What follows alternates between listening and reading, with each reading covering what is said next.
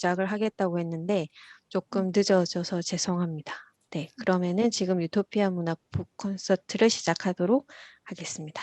네, 그럼 일단 제가 먼저 인사를 하고, 네, 안녕하십니까. 네. 네, 저는 평론 쓰는 김영임이라고 합니다.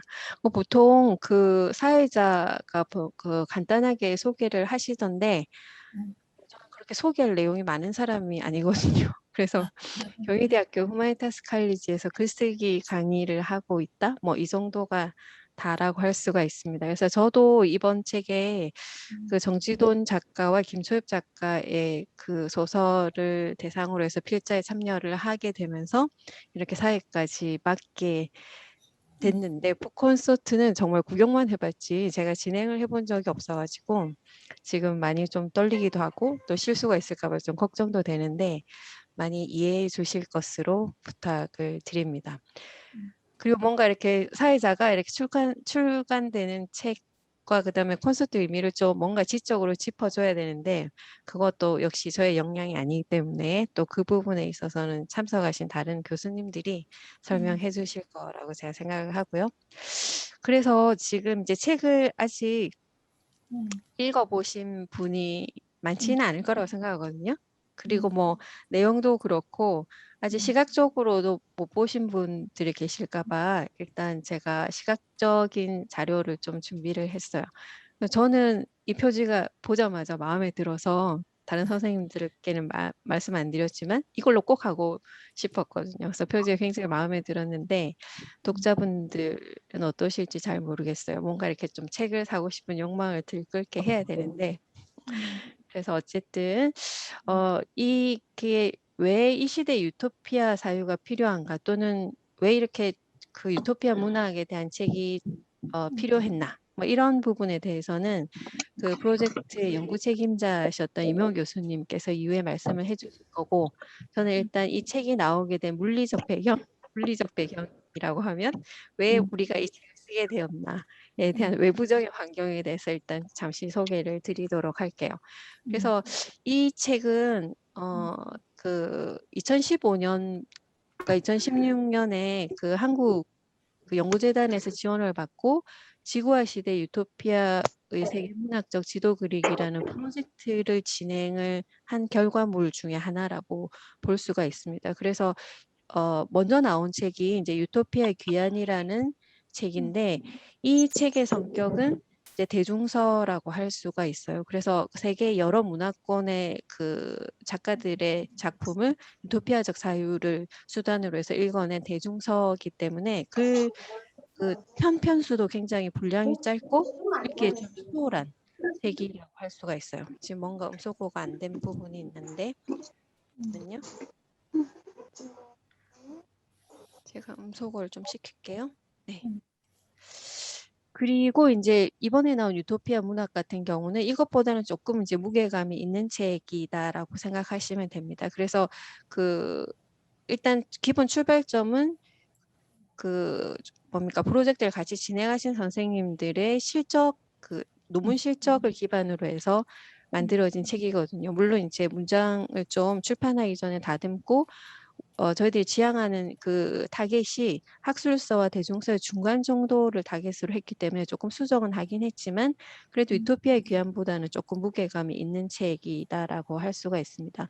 그런데 이제 거기에 선택한 소설들 자체가 한국 독자들한테도 익숙한 그런 책들이 많거든요. 그렇기 때문에 조금 학술서 성격이 있긴 하지만 또 익숙한 작가들의 작품을 또 만나는 그런 즐거움이 있기 때문에 뭐 읽어보시고 판단하셨으면 좋겠습니다. 저는 그래도 읽을 만할 거다라고 생각을 하는데 그건 이제 제 생각일 수도 있는데 어쨌든 뭐 그런 골라 읽는 재미가 있을 거라고 생각을 하니까 네, 그렇게 한번 생각해 보시면 좋겠어요. 그다음에 북콘서트의 순서에 대해서 잠시 말씀을 드리면 제가 지금 마음대로 왜 유토피아 문학인가라고 막 제목을 정했는데 어쨌든 이 부분에 대해서 이제 프로젝트 책임자이셨던 경희대학교 임용 교수님이 좀 간단하게 말씀을 해주실 겁니다.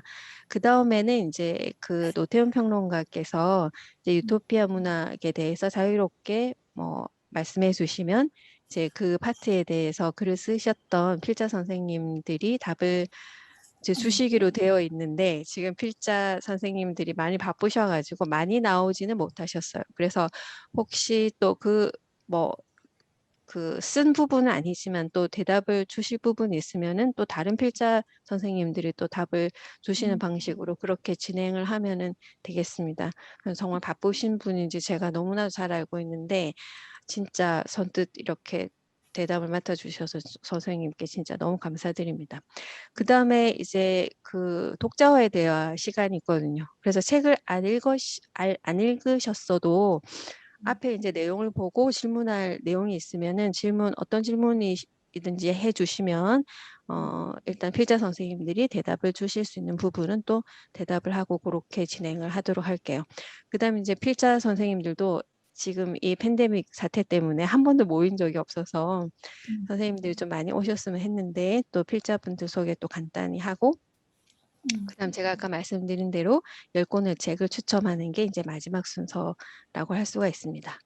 자, 그래서 일단은 그다음 순서 유토피아 문학에 대해서 임영호 교수님이 간단하게 좀 소개를 해주시겠습니다. 선생님 제가 공유 중지할 테니까 선생님 나왔어? 누가 이렇게 귀여운 목소리로 네, 혹시 예, 그 화면 공유하실 것 같으면은 예, 제가 네. 음, 이게 뭐 전혀 아무것도 없이 선생님 말하니까 네, 귀여운 메데아가 누군지 모르겠지만 예, 네, 마이크 오디오를 좀 꺼주시면 좋겠어요. 네, 다른 네, 선생님들은 네, 네네네, 예, 네, 네, 제 목소리 잘 들리시죠? 네, 네, 네. 전혀 그런 게 뭐 갑자기 이제 두서없이 얘기하기가 좀 그래서 책에서 제가 뭔가 서문 비슷한 거를 이제 쓸 수밖에 없었는데 그걸 쓰면서 생각했던 것, 거기에서 좀 정리했던 것들을 한번 여러분들하고 이제 공유하는 정도의 그런 얘기를 해보려고 합니다. 그래서 제가 이제 우리 책의 제목을 유토피아 문학 이렇게 정했고요. 유토피아 담론을 제가 서문에도 썼지만 유토피아니즘이라고 부르는 것 속에는 이제 여러 가지 것들이 있죠. 그래서 뭐 3가지 얼굴이 있다고 얘기하는 사람도 있고 4가지, 5가지로 얘기하는 사람도 있는데 그 중에서 가장 중요한 것이 유토피아를 가능하게 하는 어떤 그 욕망이라고 부르는 것. 그 욕망을 열망이라고 우리 여기에 이제 정남현 선생님은 표현을 하셨고 또 다른 분들은 조금 다른 식의 언어를 쓰긴 했지만 유토피아라고 하는 어떤 것이 가능하게 하는 에너지, 힘 이런 것들은 결국은 지금 현실과 다른 더 나은 세계를 갈망하는 인간의 욕망에서 나오기 때문에 그것이 가장 중요한 것이다라는 것이 기본적으로는 이 책을 이제 기획하고 또 이제 출판하게 된 어떤 유토피아니즘을 바라보는 큰 관점이고요.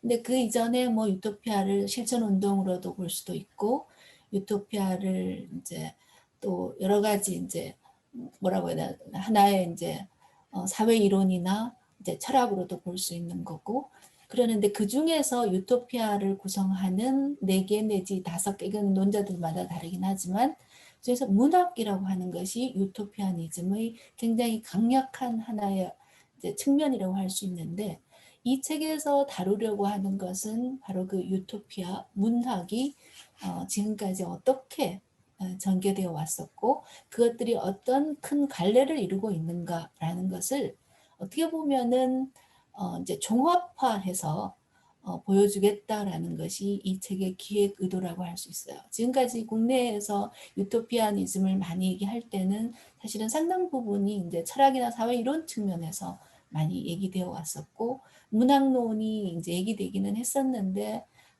이제 유토피아 문학 자체가 유토피아적이다. 라고 하는 이런 김현 선생이 1970년대에 써서 굉장히 유명했던 그 발언이 있지만 이제 그런 아주 근본적 측면에서의 문학과 유토피아의 어떤 본질적 상관성을 얘기해주는 그런 것을 좀 넘어서서 실제로 유토피아 문학이라고 부를 수 있는 것이 언제부터 어떠한 관례를 가지고 전개되어 왔었고 그것이 이제 서구에서만이 아니라 여러 비서구권 영역에서 또 어떻게 이루어왔는지 이런 것들을 좀 이제는 종합화해서 보여줄 필요가 있겠다라고 하는 것이 이 책의 이제 기획 의도이고요. 그 의도는 사실 이게 이제 이 프로젝트를 진행하면서 이제 출판 작업까지 이어졌는데 지금은 유토피아 문학을 이야기할 때가 사실은 아니죠. 모두가 알고 있었죠. 유토피아 문학이라고 하는 것을 말하기가 거의 불가능하거나 아니면 유토피아를 얘기하는 것이 시대착오적이다라고 하는 것이 지배적인 어떤 에피스테메를 점유하고 있는 시대이기 때문에 이 책을 기획하고 또 이 책을 가지고 우리가 논의를 할 때는 기본적으로는 그런 어떤 지금 현재의 지배적인 그 어떤 담론이나 이데올로기를 거슬러서 다시 유토피아를 얘기하는 형식을 취할 수밖에 없었다는 거.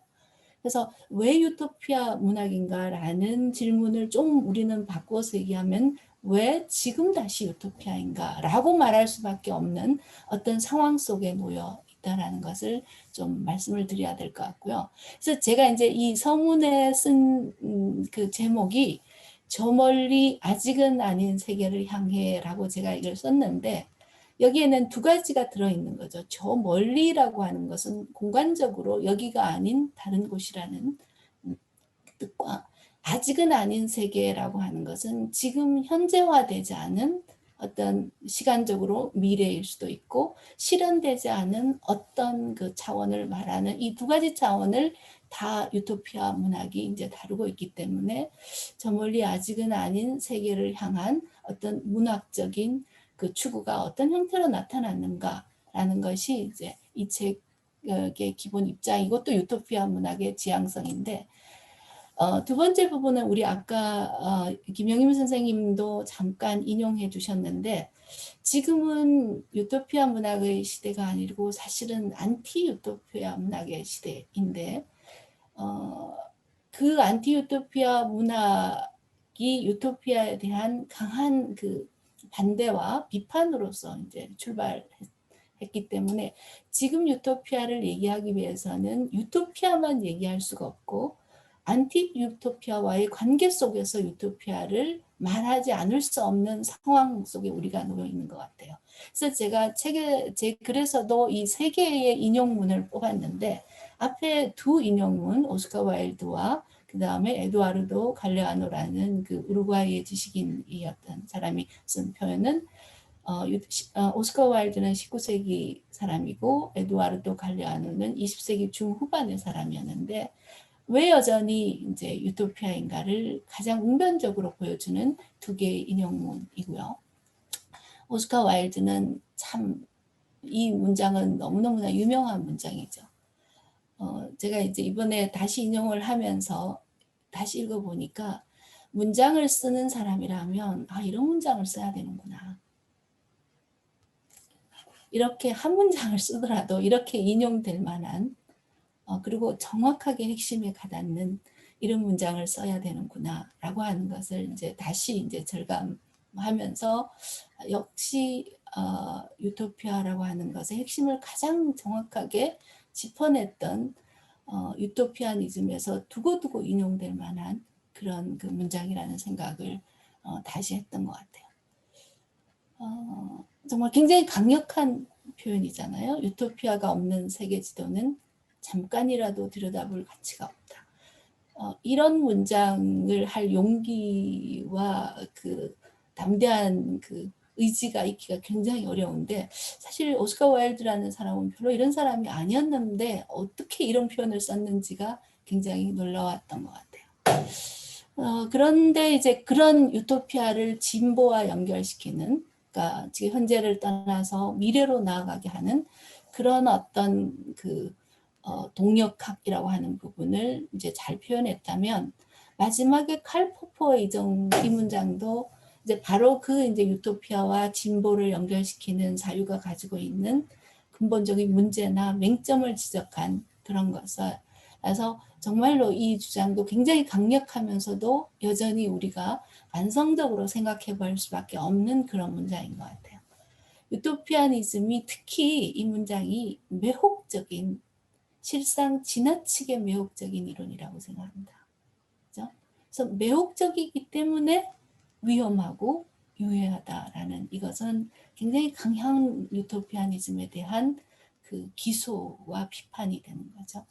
그리고 그 다음 문제, 유토피아니즘이 자멸적이며 폭력을 부른다라는 것은 20세기 이후에 그 유토피아니즘에 가해진 서구의 비판적 지성이 얼마나 강한 문제의식을 가지고 있는가라는 것을 보여주는 문장인 것 같아요. 그래서 지금 이 유토피아에 대한 이 강한 매혹과 유토피아를 추동하는 그 에너지에 대한 그 오스카 와일드의 그 표현과 그다음에 칼 포포의 이 강한 유토피아에 대한 그 비판, 이 두 가지를 다 거친 지금의 시점에서 이제 유토피아를 다시 만들어냈을 때 왜 무엇을 해야 되는가라고 하는 질문을 우리가 다시 던져볼 수 있을 것 같아요. 그래서 그것을 요약해주는 슬로건이 불가능한 것을 요구하라라는 68 혁명 당시에 학생들이 했던 그 이제 그 슬로건이었는데 이 말이 정말 칼 포포가 얘기한 것처럼 지나치게 매혹적인 그런 문장이다라고 이제 말할 수도 있는 지점을 가지고 있는 문장인데, 이제 그 지나치게 매혹적이라고 하는 부분을 조금 누그러뜨려서 이 표가 그럼에도 우리한테 이제 던지는 그런 메시지라고 하는 것을 생각해 본다면, 유토피아라고 하는 것은 이곳에 없는 공간을 만들어내는 불가능성을 이제 그 요구하는 것이기 때문에 지금 기존 사회 질서에 자리가 없는 정말 노웨어라고 부르는 것, 비장소라고 하는 공간을 창출하려고 하는 그 시도. 이제 그 시도는 황당한 것으로 나타날 수도 있는데 그 황당함이라는 것이 나름의 의미를 지니고 있는 부분은 그것이 현실을 비판하고 현실을 재배치하는 그 변화의 동력으로 작용한다라는 점. 그렇죠? 이런 점은 그것이 고전적 유토피아든 아니면 변화된 형태의 유토피아든 유토피아가 가지고 있는 굉장히 중요한 유토피아의 기능이라고 하는 것이라고 볼 수 있는 거고요. 이것을 버리기는 어렵다라는 생각을 이제 했고, 그 다음에 이제 포포 이후에 나타나는 강한 그 반유토피아에 대한 비판적 정서를 우리가 수용했을 때 유토피아 담론이 어떤 형태로 재구성되어야 되느냐라는 것을 생각해 본다면 제가 세 번째, 네 번째라고 얘기했던 거, 완벽한 사회를 위한 정치 프로그램에서 더 나은 존재 방식과 삶의 방식을 향한 욕망의 표현으로 이렇게 전환이 되어야 된다는 것. 이것이 이제 1960년대 이후의 어떤 20세기 유토피아니즘이 스스로의 역사를 되돌아보면서 새롭게 자기를 재설정한 유토피아의 모습이다. 이런 거라고 볼 수 있고요. 그래서 청사진 유토피아에서 일상적 삶의 축제에 기여하는 지속 가능한 유토피아로의 전환이라고 하는 것들은 지금 우리가 다시 유토피아를 얘기했을 때 우리가 이제 걸러내서 받아들이는 유토피아의 모습이 아닌가 이런 생각을 하고요. 바로 이제 이 네 번째 일상적 삶의 축제에 기여하는 지속 가능한 유토피아라고 하는 부분이 지금 이제 경희대학교 비교문화연구소가 하고 있는 대한공동체의 문학이라고 하는 문제의식과 이제 만나게 되는. 제가 그래서 제 그 서문에서는 이제 지속 가능한 유토피아라고 하는 것을 좀 겸손하게 표현하는 우리 시대의 어법이 대안이다라고 하는 그런 표현을 썼는데, 대안이라고 하는 부분을 완벽하거나 청사진이라고 하는 부분에서 조금 더 우리가 이제 벗겨내서 그것을 좀 더 겸손하게 표현한다면 지속 가능한 유토피아라고 하는 이 문제의식을 공유하고 계승하는 그런 형태가 아닌가 이런 생각을 합니다. 그래서 저희들이 이제 이 책에 사는 것은 문학 유토피아라고 말씀을 드렸는데, 이제 유토피아 일반에서 문학 유토피아로 넘어왔을 때 이제 문학이기 때문에 하나의 장르로서 서사 형태로서 형식으로서 유토피아가 가지고 있는 어떤 고유한 특성을 이제 가질 수밖에 없는 거죠. 그래서 여기서 제가 이제 인용해 있는 부분은 유토피아 서사란 그런 무엇인가, 이건 아주 유명한 다쿠스빈의 그 유토피아 서사에 대한 정의를 내렸고요. 그다음에 문학적인 측면에서 본다면 유토피아 문학이라고 하는 것은 인식적 낯설게학이라고 부르는 것. 이것이 굉장히 이제 중요한 유토피아 문학을 구성하는 건데, 낯설게학이라고 하는 것은 지금과 달라야 된다는 차이의 어떤 상상력을 말하는 거고, 인식적이라고 하는 거, 혹은 이걸 인지적이라고도 말할 수 있는데, 유토피아 문학은 문학의 여러 다른 기능 중에서 특히 이제 인식의 기능, 교육의 기능에 굉장히 많이 초점이 두어졌다는 점.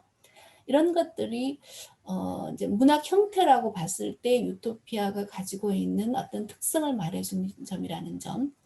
그다음에 이제 낯설게 하기이기 때문에 특히 한국에 있어서는 한국 문학이 굉장히 강한 사실주의 혹은 리얼리즘적 전통이 강했기 때문에 이 유토피아 문학이 굉장히 자리 잡기가 어려운 토양이었었다라는 점.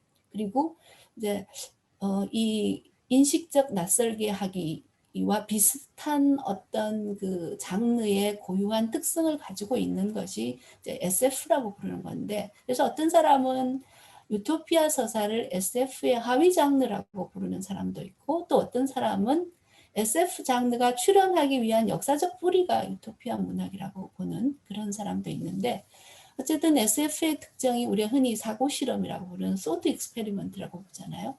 그런 어떤 실험, 사고의 어떤 그 현실을 초월하거나 현실을 뛰어넘는 사고 실험의 측면은 굉장히 유토피아, 리얼리즘적인 특성하고는 좀 배치되어 있기 때문에 한국 문학에서는 이것이 굉장히 저희들이 이제 다른 나라하고 쭉 이렇게 연결시켜 봤을 때 상대적으로는 유토피아 문학이 좀 척박한 곳이다, 이런 생각이 많이 들었는데, 그나마 최근에서는 이 B급 장르라고 부르는 SF가 굉장히 활성화되면서 유토피아 문학이 이제 한국에서도 좀 더 이렇게 독자도 없고 활성화될 가능성이 있지 않을까, 이런 기대를 이제 품어봤고요.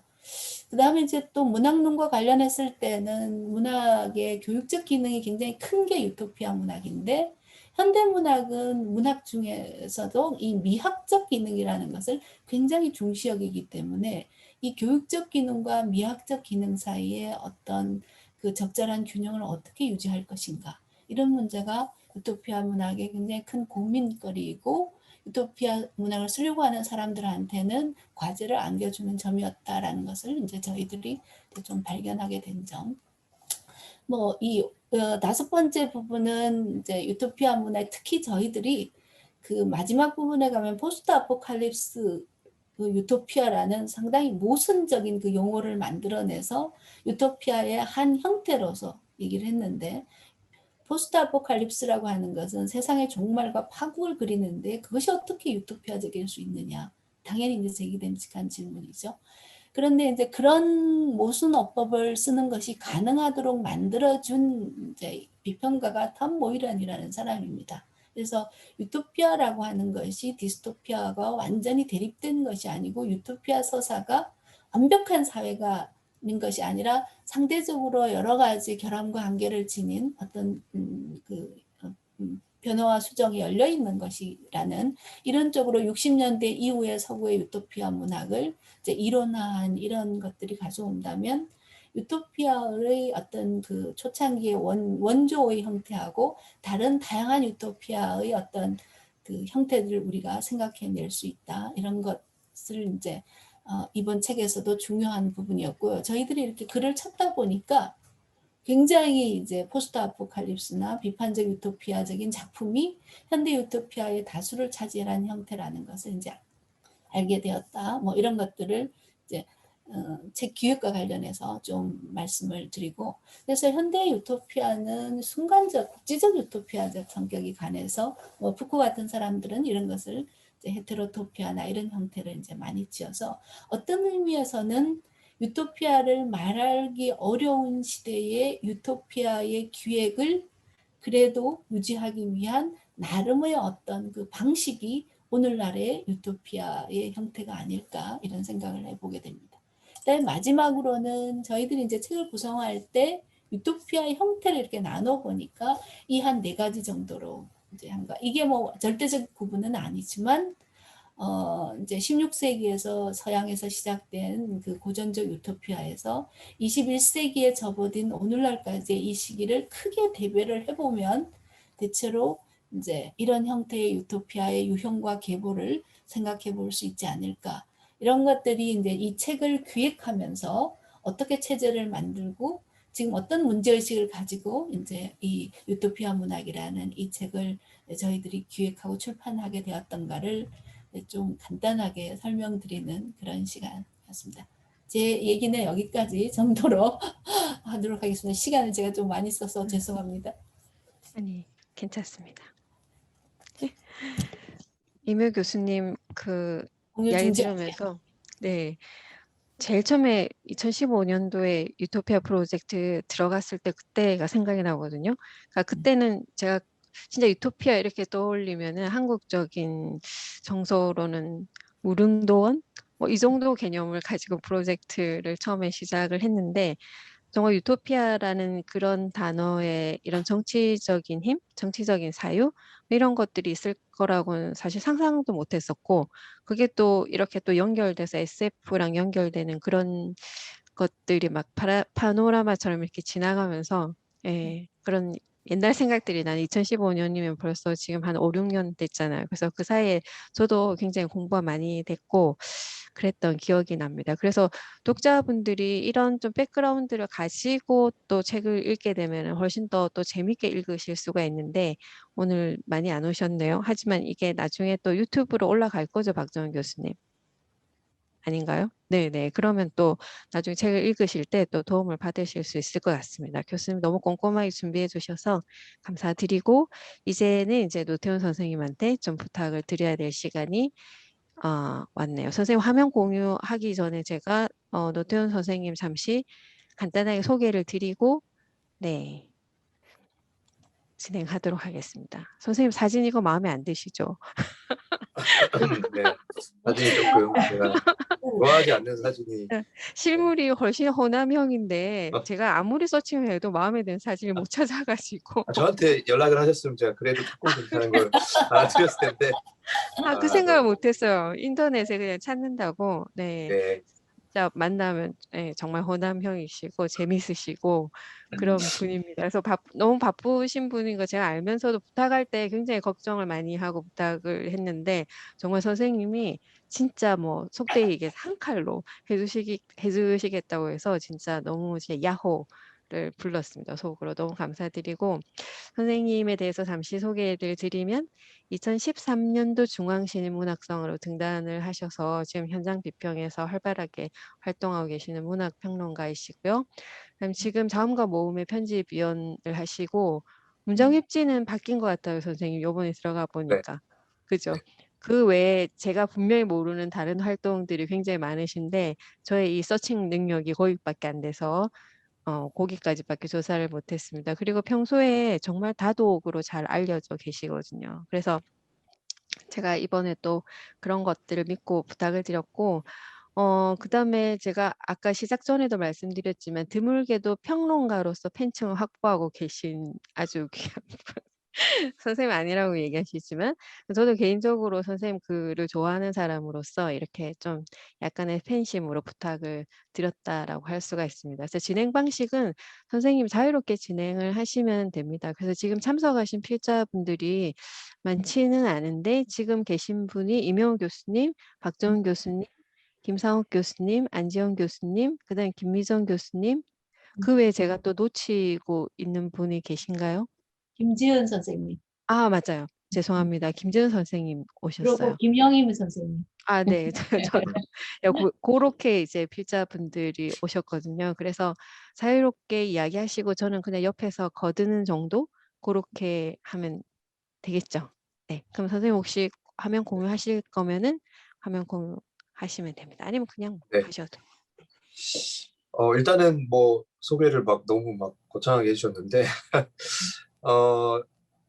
뭐 그 김현 선생님께서 연락 주셨을 때 저는 제가 물론 유토피아라는 어떤 개념에 대해서 뭐 특별한 관심이 있거나 그런 건 아니었는데 이 주제 이 개념을 가지고 어떤 그 저작 작업을 하셨다길래 사실 뭐 그 아까 이명호 선생님께서 서두에도 말씀하셨지만 지금 시기가 저희가 이제 팬데믹이라는 초유의 사태를 겪고 있다 보니까 사실 코로나 이전이 그냥 유토피아 아니었나 그런 생각을 종종 하는 중이잖아요. 그러니까 되게 시기적으로 뭔가 많이 도움이 될 것 같다 그런 생각도 들어서 뭐 제가 뭐 특별히 고민하지 않고 뭐 마침 뭐 일정이 또 크게 무리는 없어서 그 수락을 했는데 읽어보면서 제가 그 처음에는 이제 약간 제가 만용을 부려서 이 저자 필자분들한테 그래도 글을 제가 읽었으니 질문을 한두 개씩은 꼭 드려야 되겠다 이런 생각을 했는데 제가 아무래도 전공 분야가 저는 이제 한국문학 쪽이고 이제 여기에 전공 그 자분들이 워낙 다양하게 계시기 때문에 제가 이거 글 하나 그냥 읽고 뭐 이렇게 질문을 드린다는 게 오히려 더 신뢰일 수 있겠다는 생각도 들어서 제가 이제 나름대로 뭐 그냥 읽은 감상을 좀 이렇게 정리하다 보니까 뭐 개별적으로 질문을 드리기보다는 제가 읽은 어떤 소감도 한번 말씀을 드리고 이제 오늘 오신 선생님들께서 내가 저런 내용에 대해서 조금 더 보충하고 싶다 또 이야기를 좀 해보면 좋겠다 하시는 분들이 자유롭게 말씀해 주시면 좋지 않을까 싶습니다. 제가 화면을 하나 이렇게 간단하게 작성한 글을 하나 띄워서 이렇게 보여드리면 아마 조금 더 이게 전체 화면으로 지금 안 뜨나 보네요. 그럼 좀 크기를 키워가지고 네, 저는 이제 유토피아라는 개념을 저도 뭐 그게 사실 뭐 그냥 뭐 되게 이상적인 어떤 공간, 상상력 이런 정도로만 생각하고 이제 디스토피아라는 어떤 반대항의 개념 정도로 설정해서 유토피아, 디스토피아 뭐 이렇게 극단적인 어떤 상상력을 뭐 펼칠 수 있겠구나 정도의 아주 그 상식적인 개념만을 가지고 있었는데 이 책을 읽고 나니까 제가 알고 있던 유토피아는 정말 그 표면적이었던 것이구나 하는 걸 알게 됐습니다. 특히 이제 그 이명호 선생님 비롯해서 총론격으로 써주신 글들 제가 읽으면서 유토피아 개념사라는 것을 이런 식으로 정리해서 이해할 수가 있구나 하는 걸 이번에 크게 공부가 됐던 부분이고 또 제가 읽다 보니까 최근에 유통되고 있는 유토피아에 관한 여러 담론들도 꽤나 소개가 되고 있어서 그냥 막 원론적인 유토피아의 어떤 맥락뿐만 아니고 최근에 이런 논의들이 어떻게 또 섬세하게 이루어지고 있나 하는 것도 어느 정도 정보를 얻을 수 있는 그런 책이었다는 생각을 했습니다. 그래서 읽으면서 어쩌면 문학에서 내가 접했던 굉장한 그 많은 상상력들 그리고 시공간적인 어떤 독특한 그런 감각 같은 것들이 유토피아의 개념과 다 접목될 수 있겠구나 하는 생각도 해보게 됐습니다. 우선 이명호 선생님께서 이제 총론격으로 글을 써주셨고 또 이제 후반부에 그 코믹 메카시의 로드 작품을 또 분석하시는 글도 실어주셨는데 저 읽으면서 제가 이게 21세기 미국 사회와의 연관성 같은 것들을 좀 생각해 볼 수 있겠구나 하는 깨달음을 얻었는데요. 전반적으로는 저한테는 어쨌든 말씀하시는 어떤 내용들이 유토피아 문학이라는 것이 어쨌든 결국에는 어떤 종류의 가능성 그리고 희망 또 공동체에 대한 믿음 같은 게 전제되는 어떤 양상을 얘기하시는 것 같다는 느낌을 했는데 요걸 이제 최근에 그 아마 저기 뉴욕에서의 그 오큐파이 운동이라든지 또 이제 공유 경제, 공유라는 유통되는 가치 같은 것들과도 연결을 시키시더라고요. 그 얘기, 그 맥락을 제가 들으니까 최근에 한국 사회에서 이제 특히 그 MZ 세대라고 불리는 젊은 세대들의 화두가 이제 공정, 뭐 정의 이런 거지 않습니까? 그러니까 이 젊은 세대들이 생각하는 어쨌든 유토피아의 맥락이라는 게 있다고 하면 어쨌든 자신의 능력에 따라서 공정하게 뭔가 결과물이 얻어지는 사회 같다는 생각을 제가 하게 됐는데 맞게 선생님께서도 유토피아의 양면성 같은 걸 굉장히 많이 강조해 주셨는데 각자가 생각하는 유토피아가 또 반대로 굉장히 어떤 폭력적인 양상으로도 읽힐 수 있겠구나 하는 점들을 읽으면서 좀 생각을 하게 됐습니다. 오봉규 선생님들은 이제 윌리엄 모리스의 유토피아에서 온 소식이라는 작품을 중심으로 이제 뭐 그 삶의 다양성이라든지 특히 꿈과 유토피아의 관계 또 로맨스의 영역까지도 이제 해석의 틀을 막 넓혀가시는 글이었는데 그 노동과 예술의 문제를 거론하시는 것도 흥미로웠지만 이 유토피아라는 상상력이 왜 자주 특히 소설이라는 장르에 대한 상상력과 이렇게 좀 연결되는 걸까라는 생각을 해보게 됐거든요. 그러니까 유토피아를 이제 뭐 상상하는 많은 작품들이 작품 속에서 의외로 그러니까 토론을 어떤 공간의 어떤 뭐 대한 토론도 많이 하고 소설이란 장르에 대한 어떤 토론 혹은 작가가 막 등장하고 안 하고 이런 장치들을 굉장히 많이 쓰는 것 같았어요. 그래서 왜 그럴까라는 생각을 해봤는데 우리가 흔히 이제 소설이라는 예술이 결국은 어떤 하나의 세계를 창조해내는 작업이라고 생각하면 이 유토피아라는 상상력이 소설이라는 장르적인 속성과도 꽤나 밀접하게 연결되는 게 아닌가 하는 생각을 이제 오봉일 선생님 글을 읽으면서 제가 한번 해봤고요. 그 정남현 선생님의 글은 이제 그 보그다노프의 두 작품을 이제 다루고 계신데 붉은 별은 아마 이제 번역이 한국에서 돼가지고 최근에도 이제 읽히는 걸로 제가 알고 있는데 분석 자체도 재미있었는데 이제 요걸 자연과의 관계로 얘기하시는 부분이 있더라고요. 그러니까 우리가 흔히 유토피아라고 하면 어떤 평등하고 굉장히 민주적이고 어떤 그 이상적인 어떤 인간들의 사회를 생각하게 되는데 인간들은 연대할 수도 있겠지만 자연과의 관계에서는 그것이 해결 불가능하다. 이런 관점이 이 작품들을 통해서 드러날 수 있다고 하시더라고요. 그래서 그런 부분을 또 읽으면서 그러고 보면 유토피아적 공동체라는 게 인간 개체의 연대만으로는 도달할 수 없는 어떤 또 개념일 수 있겠다 하는 생각을 또 읽게 됐습니다. 2부에서는 이제 그 강론들이 조금 있었는데요. 아무래도 저는 국문학 전공이다 보니까 이제 그 김종훈 선생님의 글을 조금 더 밀착해서 읽었던 것 같고 남상욱 선생님께서 이제 사토하루 작품 다루시면서 아까 이제 언급됐던 윌리엄 모리스 작품이 일본에서 어떻게 수용됐는지 같은 것들을 또 이 글에서 조금 알 수 있게 되더라고요. 그런 걸 읽으면서 제가 조금 과감하게 읽어냈다면 그런 유토피아의 관점 같은 것들이 일제 이제 시대 때 대동아 공영권의 논리로 전유되는 어떤 나름의 맥락들도 읽어낼 수 있지 않나 하는 생각도 하게 됐고 김기영 선생님이 그래서 이제 가오신겐 작품 통해서 동천이라는 또 도가적인 세계관의 어떤 유토피아라는 공간도 되게 흥미롭고 뭐 제가 잘 알지는 못합니다만 박정원 선생님께서 이제 그 사파티스트 운동하고 마르코스 안토니오 할아버지라는 작품을 통해서 그 속에서 나타난 꿈과 언어라는 어떤 분석을 통해서 작품을 읽어내는 것도 흥미롭게 읽었습니다만 아무래도 저는 이제 식민지 조선에서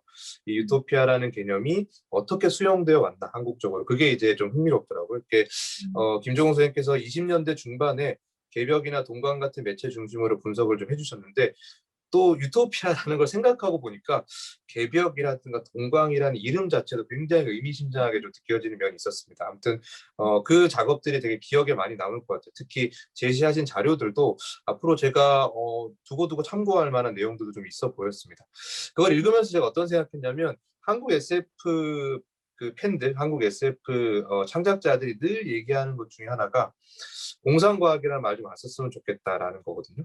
그러니까 우리가 흔히 사이언스 픽션이라고 할 때 이제 미국에서는 아마 그냥 사이파이 이렇게 부르는 것 같고 한국에서는 그걸 그냥 과학 소설이라고 하면 될 텐데 이걸 이제 공상 과학 소설이라고 이야기해오던 맥락이 굉장히 오래됐고 지금도 뭐 각종 뭐 매체나 언론에서 공상과학 소설 하는데 이제 과학 소설 창작자들이 굉장히 싫어해요 그거를.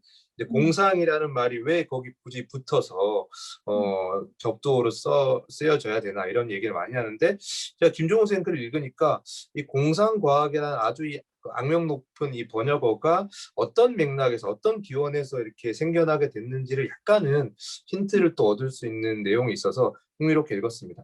제가 개인적으로는 사실 이 논의에 사실 그 1920년대 중반에 이제 김억이라는 시인을 필두로 해서 에스페란토어에 대한 논의가 굉장히 활발했거든요. 그러니까 세계 공용어를 우리가 한번 만들어 보자 이런 얘기였는데 그런 것들이 또 유토피아라는 개념과 연결 지어서 또 흥미롭게 당대적 관점에서 읽힐 수 있겠다 하는 생각이 들어서 혹시 이제 김종호 선생님 오시면 한번 그 연결 가능성 같은 것도 한번 여쭤보려고 제가 생각을 했었습니다. 3부에서는 이제 페미니즘 관점에서 이제 그 유토피아적 개념을 분석한 글들을 제가 읽었는데 뭐 더없이 시의적절하다고 제가 느꼈고 특히 이제 그 샬럿 퍼킨스 길만의 허랜드 같은 작품을 읽은 이제 여성적 글쓰기의 맥락에서 읽어내신 김미정 선생님 글이 되게 흥미롭게 읽혔습니다. 그러니까 유토피아가 지향하는 바를 되게 적실하게 서술하고 있다고 생각을 하면서도 이 작품이 보여주는 한계들, 그러니까 유토피아라고 해서 완벽한 어떤 공간, 이제 상상할 수 없었다는 그 한계점들을 이제 우생학적 관점이라든지 뭐 인종적인 편견, 여전히 드러나는 가부장제 메커니즘 이런 것들로 설명을 해주셔서 이 작품을 제가 다시 한번 생각하는 데 도움이 됐던 글이었습니다. 김지은 선생님들도 같은 맥락에서 읽히더라고요. 그 마지 피어 씨의 시간의 경계에선 여자라는 작품이었는데 앞서 이제 그 뭐 페미니즘 유토피아 계열의 소설의 어떤 시호라고 불리는 허랜드에서 나타나는 이 남성 방문자의 어떤 설정이 이 소설에서는 여성 방문자, 여성 안내자라는 구도로 재현됐다는 점이 되게 인상적으로 읽혔습니다. 이걸 통해서 이제 페미니즘적인 유토피아 문학이라는 것이 상호 연결성 또 뭐 무한한 접속, 이 세계에 대한 적극적인 개입과 실천을 요구한다 이런 특징들을 이끌어내시는데 상당 부분 동의하면서 읽었던 것 같고요. 전소영 선생님은 이제 그 시녀 이야기 다뤄주셨는데 이 작품은 제가 조금 더 익숙했습니다. 왜냐하면 이제 그 이 드라마로도 유명하게 만들어져서 제가 보기도 했었고 워낙 이제 당대에 많은 지금 주목을 받고 있는 작가이기 때문에 관심 있게 읽었는데요. 다만 이제 최근에 뭐 이런 뭐 제 개인적인 생각이라기보다는 이런 논의들이 조금 있는 걸로 제가 알고 있는데 이 마거릿 애트우드가 그려내는 이 세계가 이제 지금 해석하신 대로 이 작중 인물이 뭔가 여성으로서 자신의 몸의 주체 또 욕망의 주체가 된다라는 해석들이 보통 주를 이루는데 약간 고민스러운 지점이 있는 것 같아요. 그러니까 결국에는 여성이라는 신체에 결국엔 스스로를 가두는 측면이 좀 있지 않나 하는 생각이 제가 좀 드는데 특히나 유토피아 공간이 이제 어쨌든 인간의 재생산 또 여성의 모성애 이런 것과도 굉장히 밀접하게 연결돼서 이야기되는 걸로 제가 알고 있어서 이런 어떤 문제들에 대해서는 조금 더 심도 있는 논의도 필요하리라 제가 생각이 됩니다. 4부는 이제 포스트 아포칼립스 서사를 다루는 글들이 있었는데요. 권진 선생님이 이제 옥타비아 버틀러 작품을 그 다루고 계셨는데 제가 이 책을 나올 때 샀었거든요. 이제 그 쇼리라고 번역돼 있고 제가 버틀러의 다른 작품은 읽었는데 이런 게 있었네 하면 샀는데 읽지 않고 이제 놔뒀었는데 이 글을 읽으면서 이거 읽었으면 제가 진짜 재밌게 읽었을 텐데 하면서 통탄하면서 글을 읽었습니다. 전반적으로는 이제 미국적인 개념을 개인주의하고 이제 그 공동체의 결합이라는 어떤 관점이 중심인 듯하고 뭐 앞서 이제 여러 선생님들이 언급하신 타자와 연대나 상호주의 같은 가치가 유토피아 문학의 특징이다라는 어떤 그 내용들이 좀 이렇게 있는 것 같아요. 다만 이제 이런 논의들을 제가 읽으면서 유토피아의 논의가 왜 항상 공동체로 연결이 될까라는 의문도 조금은 가졌거든요. 그러니까 완벽한 단독자로서의 어떤 유토피아 같은 것도 상상해 볼 수 있지 않나 혹은 그런 상상력이 조금 발휘된 작품 같은 것도 혹시 있을까 이런 궁금증이 들었는데 혹시나 뭐 이것과 관련해서 조금 이야기해 주실 부분이 있으면 제가 한번 들어보고 싶습니다. 김상욱 쌤의 글은 이제 이 작품은 제가 뭐 잘 모르는 전혀 알지 못하는 아일랜드 작품이었는데 어쨌든 포스트 아포칼립스 서사와 탈식민이라는 관계를 또 연결시켜서 논의를 전개하고 계셔가지고 이렇게도 연결이 되겠구나 하는 생각을 제가 또 아이디어를 얻을 수 있는 글이었습니다. 흥미롭게 읽었고요. 안지영 쌤 글도 공부가 많이 됐는데 저는 드미트리 글루코프스키의 메트로 2033이 이렇게 막 반향을 크게 불러 국내에서도 이렇게 많은 얘기가 되는지 미처 몰랐거든요. 근데 소위 요즘 메타버스 이런 얘기 저희 많이 하잖아요. 그러니까 세계의 어떤 그 재확장 같은 느낌으로. 근데 그런 흥미로운 사례라고도 생각이 되고 특히나 이제 유토피아와 관련해서는 아무래도 러시아 또 모스크바 이런 공간들이 흥미롭게 얘기되지 않을 수가 없겠다라는 생각을 했고 김영희 선생님께서 이제 정지돈 작가 작품을 다루고 계시지만 정지돈 작가도 이제 러시아로 향하는 한반도를 관통해서 러시아를 향하는 인물들의 이야기인데 역시나 이런 그 글들에서도 제가 미처 사실은 읽어내지 못했던 저는 그냥 흥미로운 이야기다라고 지나쳤던 부분들이 실제 이제 역사적인 사실들과 어떻게 매개되는지를 조금 짚어주셔가지고 풍부하게 이 작품을 읽을 수 있겠다라는 생각이 들었고 정지돈 작가는 뭐 최근에도 계속해서 이제 뭐 그 야간 경비원의 일기라는 뭐 작품이라든지 아니면 또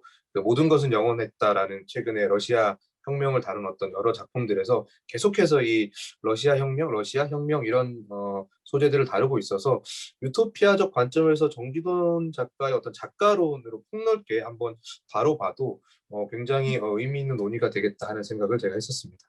김영현 선생님께는 이제 김초엽 작가의 작품도 다뤄주셨는데 이제 아무래도 최근에 이제 가장 많이 알려진 한국 뭐 유토피아 문학의 대표라고 할 수 있을 것 같아요. 우리가 빛의 속도로 갈 수 없다면이라는 작품집인데 저도 이제 이 작품들을 되게 흥미롭게 읽었지만 또 유토피아의 개념을 또 생각하면서 읽으니까 새롭게 발견되는 지점들이 꽤 있어서 흥미롭게 읽었고요. 특히 이제 신체적 장애를 가진 사람들이 유토피아적 공간이라면 그런 장애로부터 해방돼야 되는 게 이제 기본적인 어떤 전제가 될 텐데 그것들이 어떻게 가능할지 혹은 그런 양상들이 과연 실제로 가능한지 이런 문제들에 대해서 뭐 그 윤리적인 차원에서 그리고 또 미학적인 차원에서 또 공생이라는 관점에서 여러 고민들을 작가가 하고 있어서 이렇게 유토피아의 개념으로 작품을 읽어내도 좋겠다라고 생각이 들었고요.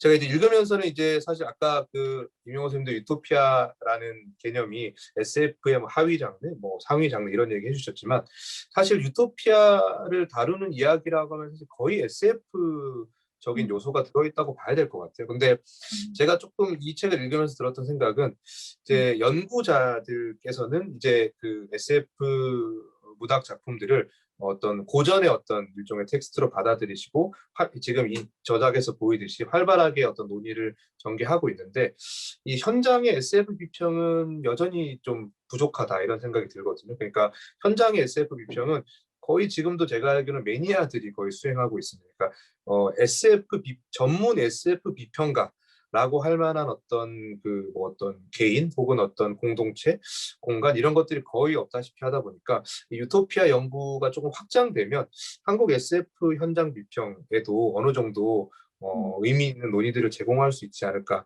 하는 생각도 제가 해봤습니다. 마지막으로는 제가 읽으면서 이 책의 말미에 이제 이제 인용하신 텍스트들을 쭉 이제 정리를 하고는 계신데 제가 한 가지 조금 기대했던 게 뭐냐면 이 책 읽고 나서 마지막에 붙어 있는 내용 중에 유토피아에 관한 레퍼런스가 이렇게 쫙 한번 제시가 되겠구나. 왜냐하면 언급하시는 책들이 이제 중복되는 것들도 있고 이 책이 중요하다고 다들 생각하시는 거구나 이런 게 느껴지는 부분이 있었는데 말미에 조금 이렇게 유토피아라는 개념의 맥락을 잘 따라갈 수 있는 어떤 그 레퍼런스들이 조금 제시가 됐으면 저 같은 독자 입장에서는 조금 더 확장해서 제가 좀 깊이 들어갈 수 있는 계기가 좀 되지 않았을까 하는 생각을 제가 했었고요. 제가 이제 최근에 노매드랜드라는 영화를 제가 봤는데 이제 소설도 있는 원작 작품이긴 한데 거기에서 이제 그 주인공이 이제 차를 타고 이제 길거리에서 떠도는 삶을 이제 살고 있거든요. 근데 이제 집이라는 어떤 고정되어 있는 공간에 도저히 적응하지 못하는 모습을 보여요. 그러니까 그런 걸 그 영화를 보고 나서 제가 되게 흥미롭다 생각했는데 유토피아에 관한 논의들을 아주 많이 읽고 나니까 그러고 보니까 유토피아라는 게 사실은 모두한테 다 다른 것 아닌가라는 생각이 들더라고요. 그러니까 어떤 합의된 유토피아라는 게 가능하기는 할까? 그러니까 예를 들면 그 영화에서는 그 차를 타고 떠돌아다니는 인물은 그 차에서 잠들고 길거리에 있어야지 그것이 본인한테는 되게 안정감을 주는 인물이거든요. 집에 가서 저기 친구 집에 초대받아서 누워 있는데 막 침대에서 버티질 못하고 뛰어나와서 막 자기 차에 가서 자요. 그래서 그런 장면을 보면 이게 너와 나 그러니까 각자의 유토피아가 같다고 믿는 것 자체가 사실 유토피아 아닌가 그런 생각도 해봤습니다. 그래서 하여튼 이 책 읽으면서 정말 여러 가지 생각들 많이 하면서 또 이제 언급해주신 작품들이 지금 이제 번역되어 있는 작품들도 꽤 있다 보니까 제가 앞으로 좀 더 읽어보고 또 더 생각해볼 여지도 있는 것 같아서 흥미롭게 읽었다라는 말씀을 끝으로 일단은 제 얘기 끝내도록 하겠습니다. 선생님 진짜 책 전체를 정말 꼼꼼하게 개괄을 해 주셔가지고 책 안 읽으신 분들도 전체적으로 책에 대한 지도를 그리는데 굉장히 도움이 많이 됐을 것 같습니다. 너무 감사드리고 그다음에 또 다른 필자 선생님들이 노태현 선생님이 짚어주신 부분에 대해서 부가적으로 말씀해 주실 부분이 있으면 자유롭게 오디오 켜고 말씀해 주시면 되는데 제가 먼저 한 가지 얘기를 하면 아까 노태훈 선생님이 왜 이렇게 유토피아적인 상상이 공동체로 나타나는 걸까? 정말 완벽한 개별자? 죄송해요. 완벽한 개별자로서 유토피아적인 것은 없을까라고 말씀하셔가지고 이거 그냥 제 글을 소개해서 죄송한데 아까 처음에 우리가 대중서로 했다라는 유토피아의 기한에 제가 미셸 우엘백의 소립자를 지금 말씀하신 그것으로 얘기를 했거든요. 그러니까 그 인간의 몸 하나로 유토피아적인 상상이 어떻게 가능한가? 거기서 이제 결말에 뭐 새로운 인간에 대한 발명이 나오면서 욕망을 자기 몸 안에서 해결하면서 유토피아를 추구하는 그런 논리로 글을 쓴 게 하나 있어서 그게 조금 도움이 되실지도 모르겠어요. 공동체 아니고 완벽한 개별자로서 유토피아적 상상에 관련돼서 예, 일단 제 얘기는 여기서 예, 마치고 다른 선생님들이 또 자유롭게 또 노태훈 선생님한테 해주실 말이 있으면 하시면 되겠습니다. 네, 제 목소리 잘 들려요? 네, 잘 네, 들립니다. 네, 제가 지금 급작스럽게 이 마이크도 잘 준비가 안 된 상태에서 들어와서. 근데, 아까 김영인 선생님하고 노태훈 이제 선생님이 말씀해 주신 거, 왜 이제 유토피아라는 것이 이 집단으로 이렇게 상상되는 형태로만 나타나야 되느냐. 근데 김영인 선생님은 그게 이제 개인 속에서도 주체, 속에서도 구현될 수 있다라고 하셨는데, 그게 이제 유토피아라는 말 자체가 영국의 이른 이제 영미권에서 온 개념이다 보니까 이제 그 개념의 그 한계를 약간 깨지 못하는 부분이 있어요. 그런데 아까 이제 임용욱 교수님께서 말씀해 주신 것처럼 이제 이 21세기의 유토피아는 꼭 어떤 집단으로 상상되는 것이 아닌 개인으로 상상되는 형태로도 나타날 수 있는 개념 변화가 계속해서 일어나지 않을까라는 생각을 해봤습니다. 덧붙였어요. 그래서 제가 뭐 얘기해도 되나요, 그때? 네. 그러면 이제 각자 어떤 개별적인 유토피아적인 상상력이 조금씩 이제 더 발생하기 시작한다고 하면 역시나 개별적인 유토피아들이 합치되지 않기 때문에 갈등들이 생겨날 수밖에 없잖아요. 그러니까 나의 유토피아가 이 사람한테는 디스토피아적인 어떤 것이 될 가능성이 매우 높기 때문에 그랬을 때 그러면 이제 우리가 어떤 부분에서는 합의를 한다든지 어떤 상호 연대를 한다든지 여러 가지 가능성들을 또 고민을 해봐야 되는데 그것들이 또 어떻게 가능할 수 있을지 또 이 지금의 유토피아적인 개념으로 또 어느 정도 어떤 그 아이디어를 제공해 줄 수 있는 부분이 있는지 그런 것도 제가 조금은 궁금증이 생기네요. 네. 제가 잠깐 말씀드려 볼까요? 이제 사적 유토피아라고 부를 수 있는 것, 그런 형태하고 이제 유토피아가 처음에 토마스 모어가 얘기했을 때 이게 이제 근대 사회로 넘어오면서 인간이 사회 자체를 바꿀 수 있다라고 하는 그런 이제 자유로움의 전환과 함께 나타난 것이 유토피아 상상력이고, 인간이 세상을 바꿀 수가 없다라고 생각하는 사회에서는 유토피아 상상이라는 것이 나타날 수가 없는 건데, 바로 이제 그 기원에서부터 나는 부분은 단순히 이제 사적으로 개인적인 구원을 얻는다든지, 개인적으로 내가 이제 나의 판타지 속에서든 아니면 나의 일상적 삶 속에서든 나 자신을 바꿔서 이제 나의 유토피아를 만든다라고 하는 그런 발상보다는 굉장히 이제 근대적 사유인 거죠. 이게 이제 사회 자체를 인간이 바꿀 수 있다라고 하는 그 어떤 사상의 변화가 유토피아라고 하는 장르 자체를 만들어낸 어떤 중요한 요소인데, 그래서 제가 이제 우리 시대의 유토피아를 얘기하면서 청사진 유토피아, 블루프린트, 영어로는 그렇게 얘기하잖아요. 청사진 유토피아에서부터 일상적 삶의 축조에 기여하는 지속 가능한 유토피아로의 전환, 이렇게 말을 썼는데, 사실 이 말은 어떻게 보면은 프레드릭 제임슨 같은 사람은 그런 유토피아라고 하는 것이 오히려 체제 적응이라고 보는 입장인 것 같아요. 그 유토피아의 그 고고학이라는 책에서 보면 그를 프레드릭 제임스는 사실은 엔클레이브 유토피아라고 해가지고 그게 푸코가 얘기하는 헤테로토피아의 개념에 상당히 근접한 개념인데 현실 속에서 엔클레이브 하면 조차지라는 뜻이거든요. 우리가 이제 그 어떤 땅, 그 영토가 있으면 영토 중에서 우리가 빌린 그 한 땅에서는 지금 현실의 논리하고 다른 어떤 것이 통용되는 어떤 대안적 논리겠고 대안적 상상이고 그런 것이 되는 그런 것을 상상해 보는 방식의 이제 유토피아라는 것이 이 방식은 한편에서 본다면은 그럴 수밖에 없었다라고 생각할 수도 있고 푸코 같은 사람이 헤테로토피아 얘기할 때도 그렇잖아요. 자기 주변에 있는 작은 그 미시적인 공간을 현실을 넘어설 수 있는 어떤 가능성의 영역으로 전유해내는 방식인데 한편으로는 그런 방식에 대한 이해가 되면서도 다른 한편에서는 현실이라고 하는 큰 틀을 거대하게 바꾸겠다라고 하는 이제 그 혁명의 정신이라고 하는 것들을 스스로 잃어버렸을 때, 그죠? 그래서 이제 거시 유토피아와 미시 유토피아라고 했을 때 이게 미시 유토피아라고 하는 지점이 우리가 수긍할 만한 점도 있고 미시 유토피아가 더 나가면 사적 유토피아가 이제 되는 방식인데 다른 한편으로는 이게 어쩌면 변화는 불가능하다라는 체제 수능의 방식이 이제 다르게 표현되는 양태일 수도 있다 해서 굉장히 그것을 이렇게 비판적으로 바라보는 입장이에요, 실은.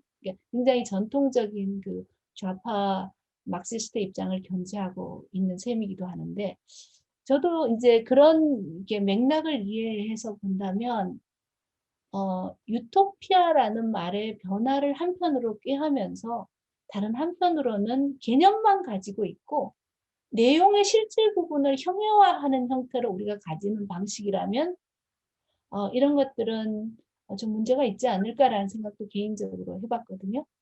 그래서 왜 사적 유토피아라고 하는 지점으로 되게 어려운 지점이냐면 아무리 우리가 상당 부분의 이제 총체적 혁명이라고 하는 부분을 이제 그게 불가능하다라든지 혹은 비현실적이라든지 이렇게 한다 하더라도 그 유토피아 문학의 태동에 자리 잡고 있는 정말 그 불가능성이라고 하는 영역을 시도하려고 하는 그런 부분을 이제 상당 부분 잃어버릴 가능성 그리고 현실의 자그마한 주변부 안에서 나만의 공상의 영역으로 빠질 가능성을 어떻게 우리 스스로가 이렇게 제어해내면서 변화된 현실 속에서 유토피아를 살아남게 할 것인가 이 고민을 함께 해야 되는 지점이 아닐까라는 생각을 해서 아마도 그 이제 공동체라고 부르든 요즘식으로 이제 이 비인간과의 관계를 얘기할 때는 커뮤니티라는 말보다는 이제 그 어셈블리라는 말을 많이 쓰기도 하는데 그런 어떤 개인의 지평을 넘어선 어떤 것들을 유토피아 문학이 가지는 부분은 어쩌면 이 불가능성을 요구하라라고 하는 그 문제의식 속에 사실상 놓여 있는 게 아닐까 이런 생각도 저는 좀 해보게 돼요.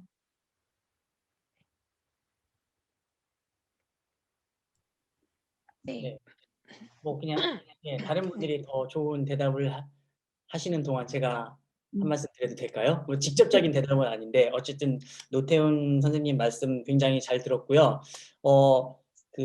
저는 이제 어쨌든 저도 책을 만든 데 참관한 사람으로서 그 노태훈 선생님이 마지막에 이제 이 책에 대해서 어떻게 보면 저희의 의도도 그렇고 부제가 고전적 유토피아부터 포스트 아포칼립스 유토피아까지니까 유토피아 문학의 전반을 아우르는 정보를 충분한 정보를 제공할 수 있어야 된다는 점에서 그런 레퍼런스가 빠진 거는 약간 저희도 아쉬운 점이라고 생각해요. 그래서 여러분들이 여기 들어오신 여러분들이 이렇게 입소문을 많이 내주시고 책을 많이 팔아주시면 네, 제 판을 찍을 다음 때 세. 20만 원부터 새로운 판이 나오면 저희가 그거를 실을 수 있도록 노력을 하도록 하겠습니다. 그리고 저는 사실은 이제 이 두 번째 부분에서 비서구 탈식민 유토피아 이 부분에 제가 더 이제 글도 쓰고 이제 같이 얘기도 선생님들이랑 얘기를 해서 전반적으로 내용에 대해서도 그 기술을 했었는데요.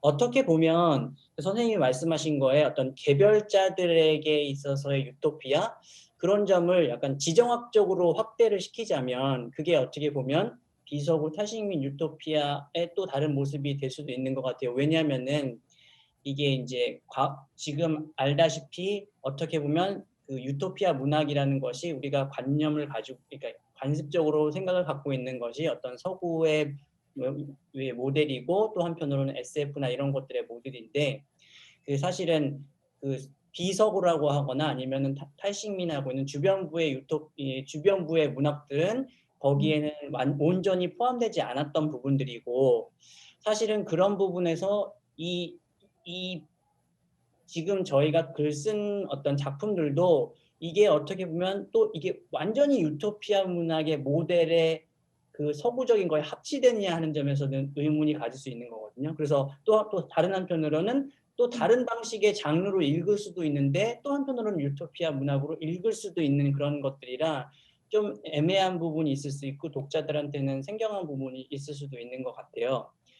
그런 점에서 우리가 좀 저는 제가 이제 이 부분을 같이 다른 선생님이랑 쓰면서 생각했던 점은 이게 과연 우리가 얘기하듯이 서구에는 이런 유토피아 전통들이 있었고 그렇다면 비서구에서는 뭐 산해경이나 아니면은 뭐 아까 얘기했던 뭐 무릉도원이나 이런 것들이 있다라고 그러니까 가장 낮은 수준에서는 서구가 이런 게 있다면 뭐 다른 비서구나 이런 쪽에서는 이런 것들이 있다라는 걸로 우리가 이거를 유토피아 문학으로 포함시킬 수 있는지 장르적으로 다른 한편으로는 그 탈식민 유토피아라고 말했듯이 이게 정말로 서구적인 유토피아 전통이 갖고 있던 어떤 그런 단일하거나 아니면은 모델로서의 어떤 유토피아 전통을 해체하고 그것이 갖고 있던 불만들이나 아니면 다른 모순점들을 짚어낼 수 있는 것인지 깊은 지점까지 그런 부분들을 아마 독자들이 한번 읽으면서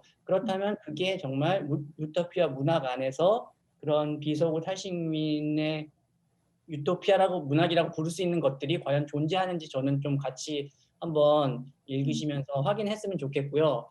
그런 의미에서 어떻게 보면 이제 이명 선생님은 이제 다른 지점에서 좀 말씀하셨는데 저는 아까도 그런 개별적인 것들의 유토피아 뭐 그거는 개인이었지만 이거를 저는 지정학적으로 좀 확장시키고 싶었다고 말씀을 드렸는데 그렇다면 어찌됐든 그 서구의 비서구나 아니면은 탈식민 주변부의 문학들이 서구의 유토피아 문학이 가진 것들 얘기하는 것들을 비춰보는 거울이거나 아니면 그걸 해체하거나 깨버리는 것들이 될 수 있다면 어떻게 보면 우리가 얘기하는 게 지금 유토피아가 자체가 아니라 유토피아 문학이잖아요. 그러니까 유토피아는 하나로 그렇게 뭐 될 수가 있는지 없는지는 모르겠지만 유토피아 문학은 오히려 정말 더 유토피아라는 것이 갖고 있었던 것들의 개념을 계속 해체하고 또 다른 얘기가 들어오고 혹은 전체가 아닌 개별자들의 얘기들이 계속 들어오는 것들이 오히려 유토피아가 아닌 유토피아 문학으로서의 가능성이 있지 않을까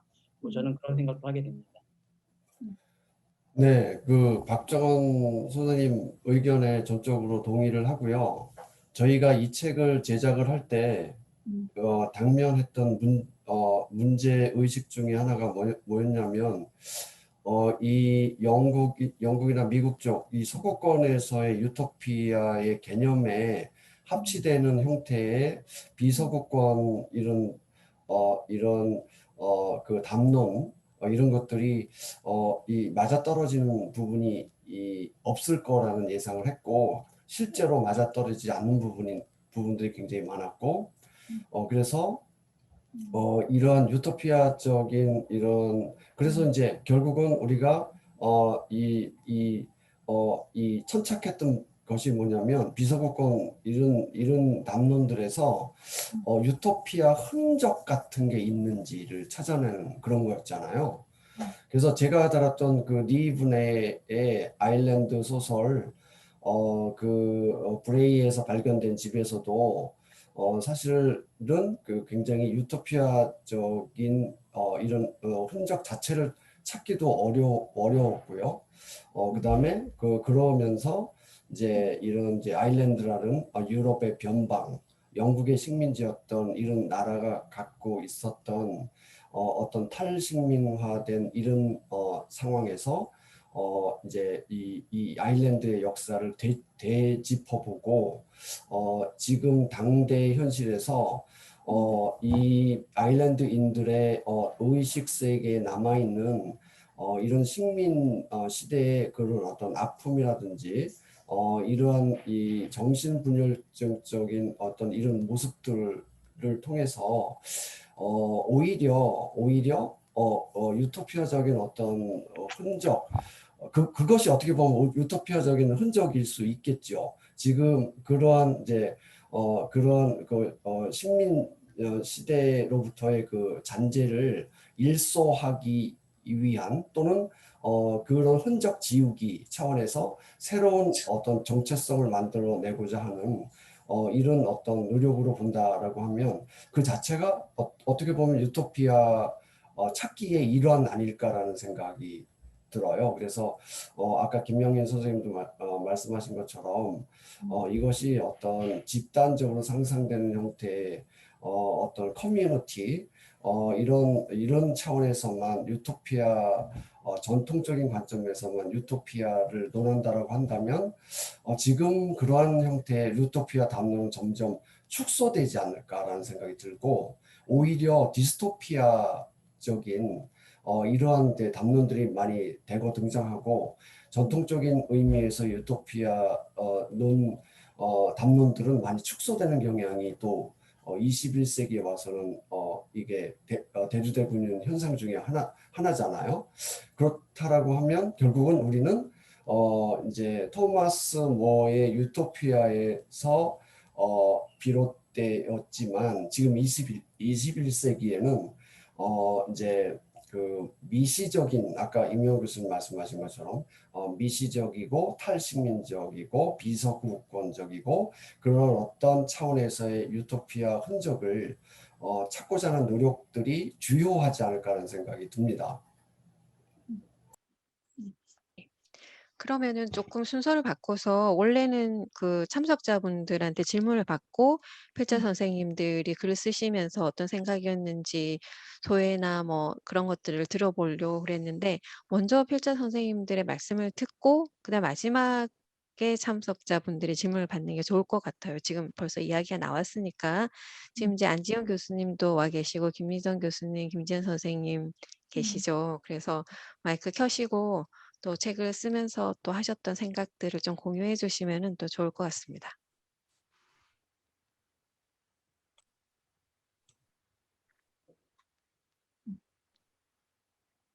제가 순서 지명 안 해서 제가 먼저 할까요, 그럼? 저도 노태훈 선생님 너무 꼼꼼히 잘 읽어주셔서 좀 죄송하기까지 했어요. 되게 감사드리고요. 근데 저는 사실 오늘 이렇게 말씀하시는 걸 들으면서 왜 그랬는지 모르겠어요. 쓸 때는 그런 생각을 별로 하지 않았는데 오늘 말씀하시는 거를 들으면서는 사실은 그 디스토피아 문학이 던지는 그 전체주의에 대한 경고 있잖아요. 그러니까 그것이 21세기에도 여전히 유효하다라는 생각을 저는 이상하게 오늘 말씀하시는 걸 들으면서 더 많이 했던 것 같아요. 그러니까 아까 이명호 선생님 발표하실 때 그 칼 포퍼가 유토피아니즘은 되게 자멸적이고 결국 폭력을 부른다라고 하셨잖아요. 근데 사실 소비에트 역사를 보면 결국 그 역사거든요. 자멸적이고 폭력을 부름에도 불구하고 그 유토피아니즘에 계속해서 매혹되어 왔던 그리고 그 매혹 속에서 제일 그 마음 아픈 유토피아 문학은 마야코스키 같은 정말 혁명 전사가 쓴 유토피아 문학 속에 그게 정말 소비에트 정점을 향해 달릴 때였음에도 불구하고 그 안에 얼마나 그 유토피아주의가 가지고 있는 그런 전체주의의 폭력에 대한 그 본능적 공포나 본능적인 거부가 그 마야코스키 안에 있는가를 볼 때 실은 이제 결국 그 사람이 자살할 수밖에 없었던 이제 그런 역사가 이제 러시아 문학 속에 워낙 이렇게 장구하게 있어서 그런지는 모르겠는데 저는 오늘 그 말씀하시는 걸 듣고 또 제가 했던 그 글로스키 작품도 사실 그냥 대중문학 작품이거든요. 근데 애들이 너무 좋아요. 그것 때문에 모스크바 지하철을 보러 여행을 가는 애들도 제가 몇이나 봤어요. 그래서 참 저로서는 이해가 안 되지만 아이들은 그거에 굉장히 매혹되고 그래서 되게 그 놀라운 그 흡입력이 놀라워서 제가 이제 그 작품을 잡았던 거거든요. 근데 마치 이제 제가 아이들이 응팔을 본다고 할 때 쟤네들은 응팔의 디테일을 하나도 이해 못할 텐데 어떻게 응팔을 보지 하는 것처럼 요즘 학생들이 그렇게 메트로 2033을 너무 좋아해서 러시아 모스크바 지하철역 투어를 할 때 쟤네들은 도대체 그 속에서 무엇을 보는 걸까? 이제 그게 늘 그 어떤 시대적인 갭이 이제 이렇게 되게 궁금하기는 한데 실은 이제 그 작품을 다시 이렇게 되돌려 생각을 해봐도 만약 그게 대중문학 작품이 아니었다면 사실은 그 작품은 조금 더 본격적으로 지금 푸틴 러시아에 대한 비판으로 갔을 것 같아요. 지금은 그냥 약간 뭐 치고 빠지는 식으로만 그 작품 안에 그게 들어있거든요. 근데 여전히 그 사실 전체주의의 망명이라는 것이 사실은 유토피아 문학 혹은 그거의 어떤 동전의 이면으로서의 디스토피아 문학이 여전히 우리에게 줄 수 있는 되게 중요한 시사점이라는 생각은 저는 들어요. 예를 들어 21세기 한국 사회를 볼 때도 마찬가지고 그것이 예전 같은 그런 거대 담론의 형태가 아닐지라도 그 우리 안에 있는 어떤 그래서 이제 러시아의 또 굉장히 중요한 디스토피아 문학의 제목이 우리들이라는 그 자미아친의 그 안티토피아 소설 있잖아요. 그런 것처럼 그것이 우리들이 될 때 여전히 존재하고 있는 어떤 전체주의의 망령 같은 것, 그것의 위험성, 근데 그럼에도 불구하고 그 어떤 유토피아니즘의 매혹 이런 것들이 가지는 그런 지점들에 대해서 조금 마치 21세기에는 더 이상 그런 담론이 없기 때문에 전체주의의 위협도 더 이상 없는 것 같은 그런 상황이 아니라 실은 곳곳에 되게 다양한 형태로 그런 위험들이 존재하는 건 아닐까라는 생각을 오늘 이렇게 말씀하시는 걸 들으면서 저도 왜 생각이 거기까지 갔는지는 모르겠지만 이제 그런 생각이 들었고 좀 다시 한번 노태훈 선생님 되게 열심히 읽어주셔가지고 감사를 드립니다. 저는 여기까지요. 네, 감사합니다, 교수님. 네, 또 두 분 선생님 빨리.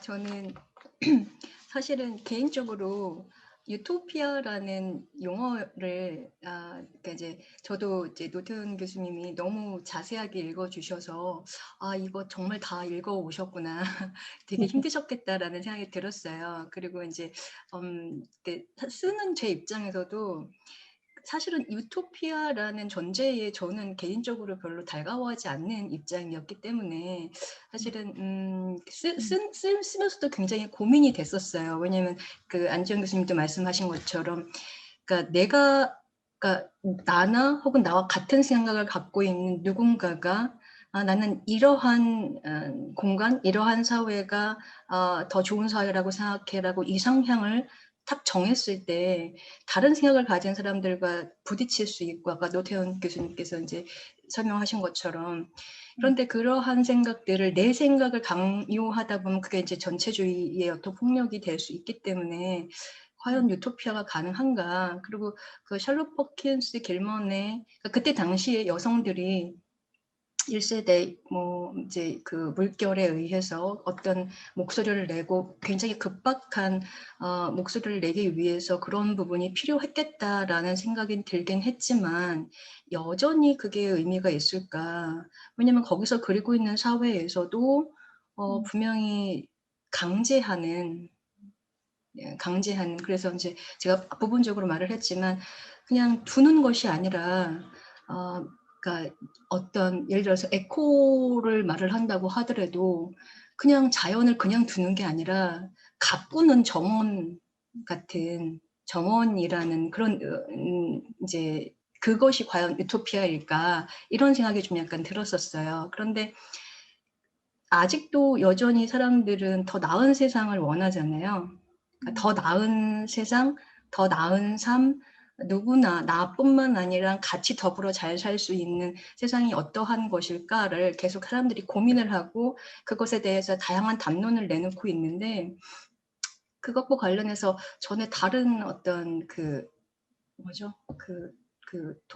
독해하면서 그 토론 시간에 얘기를 하다가 제가 이런 얘기를 했더니 유토피아라는 단어의 의미 자체가 없는 곳이라는 것인데 하지만 그 유토피아라는 그러니까 이상향이라는 어떤 정확한 지점을 정해서 그것만을 강조를 한다면 문제가 되지만, 하지만 우리가 바라는 어떤 상을 정하지 않으면, 상상하지 않으면 그것을 추구해 나가는 그 추동력 자체가 불가능할 수 있다, 이런 얘기를 하더라고요. 그래서 사실은 이게 이제 사람들이 이제 그러니까 상상하면은 좀 약간 좋게 받아들이는데, 공상하면은 이건 좀 약간 허황되다 이렇게 생각하는 그런 게 있는 것 같아요. 그래서 그 SF 할 때 우리가 예전에는 공상으로 생각했던 게 지금은 이루어지는 부분들도 있고, 요새 이제 생각하는 게 뭐 인공지능이 사회에 이제 전면화 되었을 때 사람들이 어떻게 거기에 적응해 살아갈 것인가, 그다음에 이제 복제의 어떤 문제들도 막 발생을 했을 때, 어떻게든 변화하는 세상에서 어떻게든 조금은 더 낫고 조금은 더 윤리적이고 조금은 더 같이 더불어 살 수 있는 세상을 계속 고민을 하고 상상을 하는 것 자체가 유토피아적인 고민이 아닐까라는 그런 생각이 들었습니다. 감사합니다. 치은쌤. 네. 먼저 책 저자가 많아서 되게 평론하기 힘드셨을 텐데 노태우 선생님께 감사드린다는 말을 전하고요. 저는 제가 쓴 글은 마지 피어스의 그 시간의 경계에선 여자인데, 그 책에서는 여자 주인공이 디스토피아적인 삶에 살고 있다가 유토피아 세상을 한번 방문을 하고 디스토피아의 미래도 방문을 하는 그런 캐릭터이거든요. 근데 뭐 오늘 앞서 선생님들도 많이 말씀해 주셨고, 노태현 선생님도 유토피아, 디스토피아의 관계, 그리고 공동체와 개인의 관계에 대해서도 이렇게 말씀해 주셨는데, 저는 개인적으로 뭔가 제가 그 책에 대해서 글을 써서 그런 걸 수도 있지만, 유토피아 자체에 대해서는 막 사람들이 그렇게 생각을 안 할 수도 있고, 뭔가 그거를 완벽한 상이라고 잡고 이렇게 나아가진 않더라도 그거 자체가 자기의 삶과 어떤 식으로 연관이 되어 있는지를 한 번씩 깨닫는 과정, 또는 각성하는 과정이나 경험들이 되게 중요하다라고 생각을 하거든요. 그래서 그런 면에서 있어서는 유토피아 문학이나 아니면 뭐 반유토피아 문학이나 디스토피아 문학이나 이런 것들이 어떤 경험의 기회가 되지 않나, 뭐 이런 생각을 조금 하고 있습니다. 사실은 제가 어제 청년고독사 다큐멘터리를 1시간짜리를 보고 나서 뭔가 되게 생각이 많아졌는데요. 뭔가 그런, 사실은 유토피아 문학 자체를 많이 안 읽지만 굉장히 중요하다라고 또 생각을 하고 있습니다. 저는 짧게 말을 할게요. 네, 감사합니다. 네. 지금 뭐 시간이 꽤 지났지만 그래도 뭐 남은 순서는 한두 개밖에 없기 때문에 제가 원래 원했던 시간 안에 마칠 수는 있을 것 같아요. 그래서 지금 남은 순서가 지금 참석자와의 질의응답 시간 하나 하고, 그다음에 추첨인데 추첨을 할 필요가 없을 것 같습니다. 오늘 오신 분들은 다 책을 한 권씩 드릴 테니까 비교문화연구소의 메일을 댓글창에 남겨주시면 좋겠어요. 제가 그 메일 주소를 모르는데 지은쌤이 메일 주소 하나 남겨주세요. 그러면은 여기 있는 선생님들이 그 비교문화연구소에 메일을 보내주세요. 주소나 이런 것들을. 그러면은 책을 발송해 주실 수 있나요? 네. 그런 방법, 네, 추첨은 할 필요가 없을 것 같습니다. 그래서 오늘 와주신 분들한테는 책을 다 한 권씩 드릴 수 있을 것 같네요. 네. 그래서 지금 이제 꽤 긴 시간 동안 지금 선생님들이 깊이 있는 이야기를 많이 해주시고, 그 다음에 또 그런 총론을 들으면서 약간 책을 안 읽으셔도 좀 이렇게 그림이 그려지면서 질문이 있을 수 있다라고 생각을 하거든요. 네. 그래서 다른 참석자분들께서 아무 질문이나 자유롭게 부담 갖지 마시고 해주시면 또 답변할 수 있는 부분은 또 답을 드리도록 할게요. 네.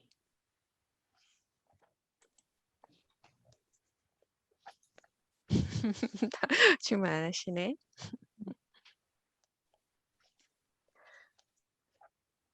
질문이 없나요? 부담 갖지 말고 진짜 아무 질문이나 하셔도 괜찮은데, 정말 이게 북콘서트가 정말 순수한 독자를 위해서. 네네, 선생님 하세요. 네. 저는 청중 역할 맡고 있는데요.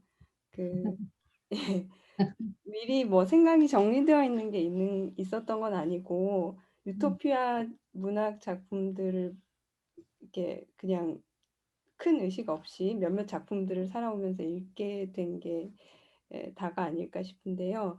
그냥 이렇게 생각을 해봤을 때 유토피아라고 하는 개념 자체가 예를 들면 뭐 포에바가 아마 제가 잘못 기억하는 게 아니라면 신이라고 하는 말은 빈 기호라고 이렇게 말을 했었던 것 같은 근데 유토피아라는 말도 약간은 그와 유사해서 하나의 빈 기호 같은 거여서 원하는 사람들이 원하는 모양으로 그 안을 채워 넣을 수 있는 부분들이 있는 것 같아서 만 명의 사람들이 있다면 아마도 만 개의 유토피아가 있지 않을까 이런 생각이 개인적으로 있거든요.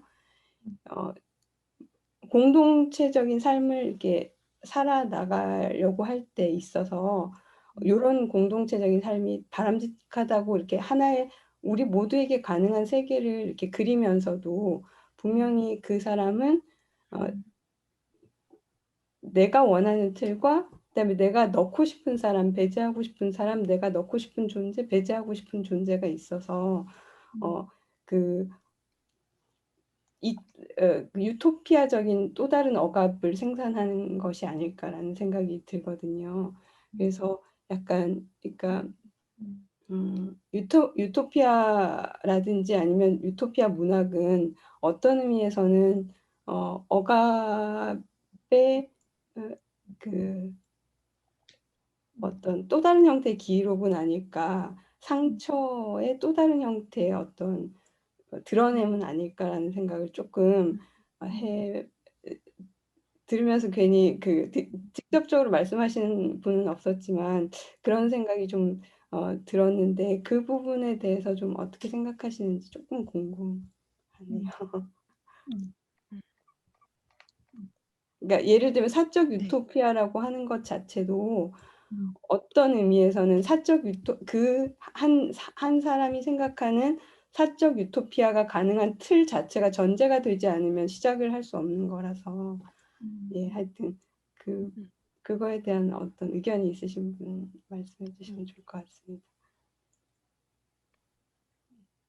네, 선생님들, 예, 혹시 박 선생님 말씀하신 부분에 대해서 예, 네, 말씀해 주실 분 있으면 네. 네, 선생님 아주 기막히고 아주 감동적인 코멘트를 해주셨어요.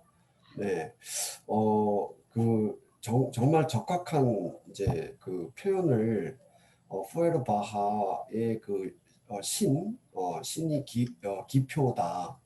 그 기표에 수많은 기의가 들어갈 수 있는데 유토피아도 그런 것이 아니겠는가 이런 말씀을 해주셨는데요. 전적으로 저는 동감입니다. 그리고 토마스 모의 그 유토피아라는 그 세계 자체가 굉장히 전체주의거든요.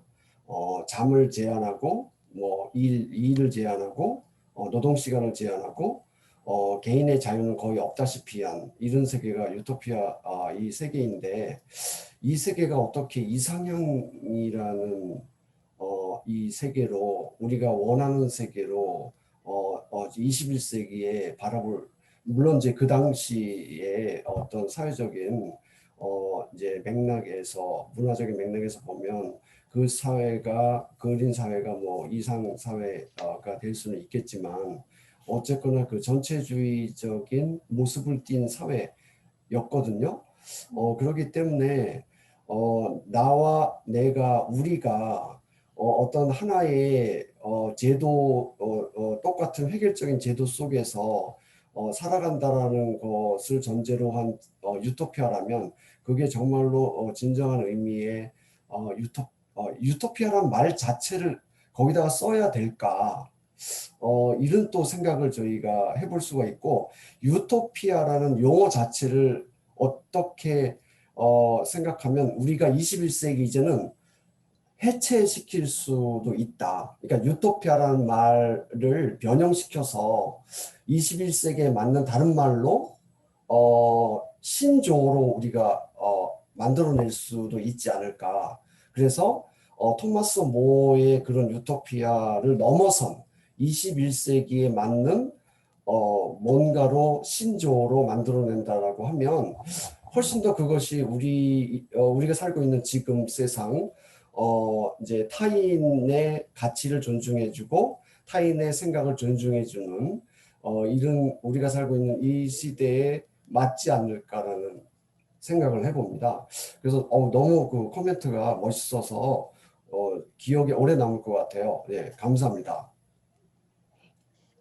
저도 좀 이렇게 제 생각을 말씀을 드리자면 리서치를 하다 보니까 예전에 이제 여성들이 지금처럼 이렇게 뭐 자신의 커리어를 쌓아가고 자신의 자아 실현을 하고 하는 데 있어서 이렇게 아이를 키우는 것이 그다음에 집안 살림을 하는 것이 너무 이렇게 족쇄가 되고 너무 힘들었다라는 거예요. 그래서 이거를 이제 공동 육아를 하고 살림을 같이 하는 그러한 것들이 이제 셜록 홀킨스의 경우는 허렌드에 나오거든요.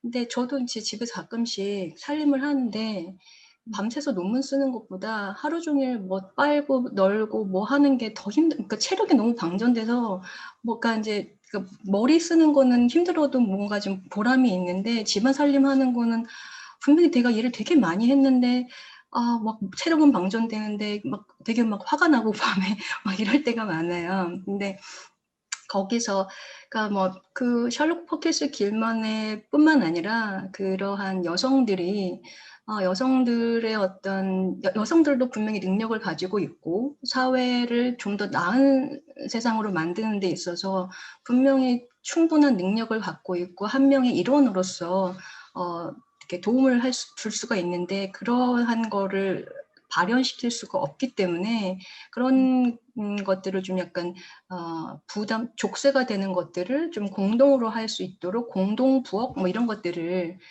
작품 속에 그렸는데 그게 실질적으로 미국에서 사회에서 아파트를 건립을 한다든지 어떤 주택을 이제 건립을 할 때 그러니까 이제 뭐 아파트도 보면은 뭐 주방과 뭐 그 거실의 뭐 그 구도가 어떻고 이런 것들이 있잖아요. 근데 그런 것들을 실제로 반영을 해서 그 건립을 많이 하고 또 그러한 취재를 많이 했다고 하더라고요. 근데 이제 그것이 그렇게 실제로 도시 계획을 하는데 그게 반영될 정도였는데 그럼 지금은 어떨까라고 했을 때 이게 또 시대의 흐름에 따라서 달라질 수도 있고 또 사정에 따라서 달라질 수도 있고 그러니까 그래서 아까 이제 박은영 선생님께서 말씀하신 것처럼 그 유토피아라는 것이 하나의 텅 빈 기호라고 한다면 그 시대에 맞춰서 그 시대의 어떤 요구에 맞는 걸로 근데 그러니까 우리가 보통 유토피아와 디스토피아의 차이가 뭔지는 알잖아요. 그러니까 그렇죠. 그리고 누구나 아무리 유토피아라고 그렸다고 하더라도 요러한 부분들은 디스토피아적이야라는 거는 비판받을 만한 것이라는 거니까 무엇에 동의할 수 있고 무엇에 동의할 수 없는가를 좀 약간 공통적으로 보편적으로 좀 약간 동의하는 부분들이 있기 때문에 그 유토피아적인 기획이라는 것이 지금 현재에 있는 어떤 구조적인 문제점들을 비판을 하고 그게 왜 문제인지 보여줌으로써 조금은 더 나은 그러니까 바뀌는 변화해가는 어떤 추동성, 움직임 그리고 동참을 이제 추구하는 것이기 때문에 이제 말씀하신 것처럼 어떻게 채워 나가느냐는 누가 동참하고 그리고 어느 입장에서 어느 시대냐에 따라서 얼마든지 유동적으로 바뀔 수 있는 게 아닐까라는 생각이 듭니다. 그래서 지금 선생님들 말씀하시는 그 유토피아란 비어있는 기호가 계속 채워지고 변화돼야 된다라는 그런 말씀하고 지금 댓글로 그 의견을 남겨주신 선생님이 말씀하신 부분 중에서 뭔가 유토피아가 끊임없이 재설정돼야 되는 개념인 것 같다라고 말씀하신 부분이 역시 겹친다라고 생각을 하고요. 또 선생님 두 가지 정도로 또 질문하셨는데 유토피아에 대한 어떤 그 개념을 우리가 떠올릴 때 그것들이 상당히 젠더화되어 있다라는 부분을 지금 지적을 하셨어요. 그리고 또 마지막으로 유토피아와 더불어서 유토피아니즘의 함정에 대해서도 경계해 봐야 된다 이런 말씀하셨거든요. 요건 아까 이제 다른 선생님들 말씀하시면서 약간 그런 부분 언급되기도 했는데 거기에 대한 사유를 넓힐 수 있는 도서를 추천 부탁드립니다라고 얘기를 하셨어요. 그래서 이 두 가지 문제에 대해서 또 말씀해 주실 수 있는 선생님들이 또 말씀 주시면 좋겠습니다. 근데 유토피아, 제가 잠깐 말씀드리면, 유토피아라는 말의 원래 뜻이 이제 없는 곳, 유토피아, 토피아가 이제 장소라는 곳이니까, 장소가 없는 노웨어라는 그런 뜻과, 그 다음에 이제 에우토피아, 더 좋은 곳이다라는 이 두 가지 의미가 있다고 얘기하잖아요. 그죠? 그래서 이 두 의미 사이가 사실은 굉장히 충돌하면서 서로 교섭해오는 어떤 과정의 역사가 유토피아의 역사이기도 하고 유토피아 문학의 역사다라고 했는데 이제 그게 왜 충돌이 되느냐 하면 없는 곳이라고 했을 때는 이것은 구체적인 형태를 부여하기가 굉장히 어려운 것인 거죠. 지금 이제 질문 주신 선생님, 박은영 선생님이 유토피아가 비어있는 기표인데 거기다 뭔가 내용을 채우려고 한다면 그런 거라면 근본적으로 그건 억압적이지 않느냐라는 그런 어떤 그렇게 되면은 유토피아 상상력 자체는 그 본질의 존재론적으로 억압성을 내포하고 있다라고 되고 그래서 어쩌면 김상훈 선생님은 유토피아 없애야 된다 이렇게 가는 거 수 있는 거죠. 그 이제 포포 같은 사람의 문제의식은 그런 거였던 그러고 이제 그 형태를 부여하는 부분이 더 좋은, 지금보다도 더 좋은 사회라고 하는 어떤 가치가 개입되는 부분이기 때문에 그 가치를 누가 어떻게 판정하느냐.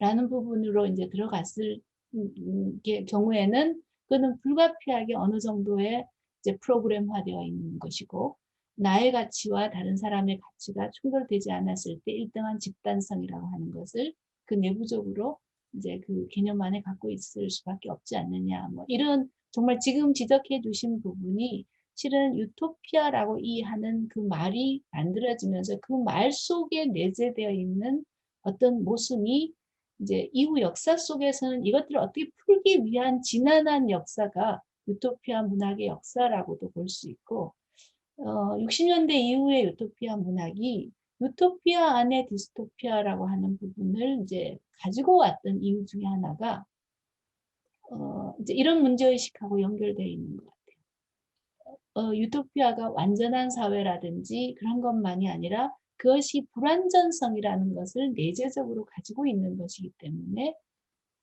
그 부분을 인정하는 선에서 더 나은 사회. 그러니까 지금 완전한 사회라는 말 대신에 a better society라는 그건 상당히 비교급인 거죠. 지금보다 더 나은 사회라고 하는.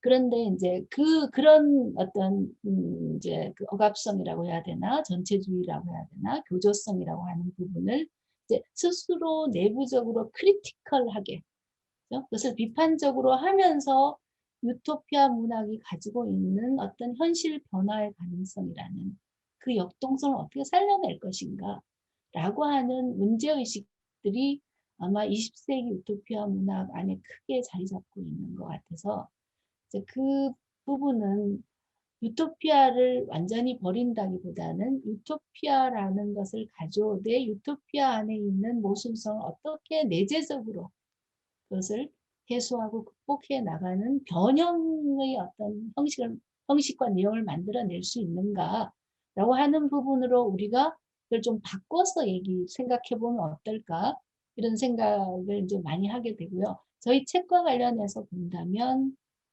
20세기 유토피아 문학은 사실은 그 고민을 형식상에서 내용상에서 작품 안에 끊임없이 그 어떤 구현해 보려고 했던 역사가 유토피아 문학의 역사가 아닐까 이런 생각을 하게 됩니다. 네. 네.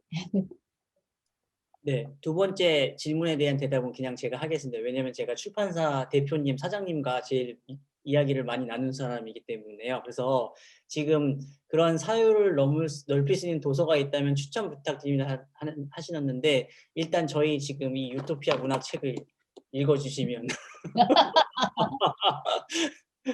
그게 출판사 대표님의 바람이자 저희들의 바람입니다. 네, 감사합니다. 예. 이거 음. 네, 그럼 일단 읽어주시고 다시 메일을 통해서 저희들이 팔로우업을 하는 것으로 하겠습니다. 네, 또 다른 분들 질문도 좋고 아니면 또 필자 선생님들이 더 추가적으로 말씀을 주셔도 좋겠습니다.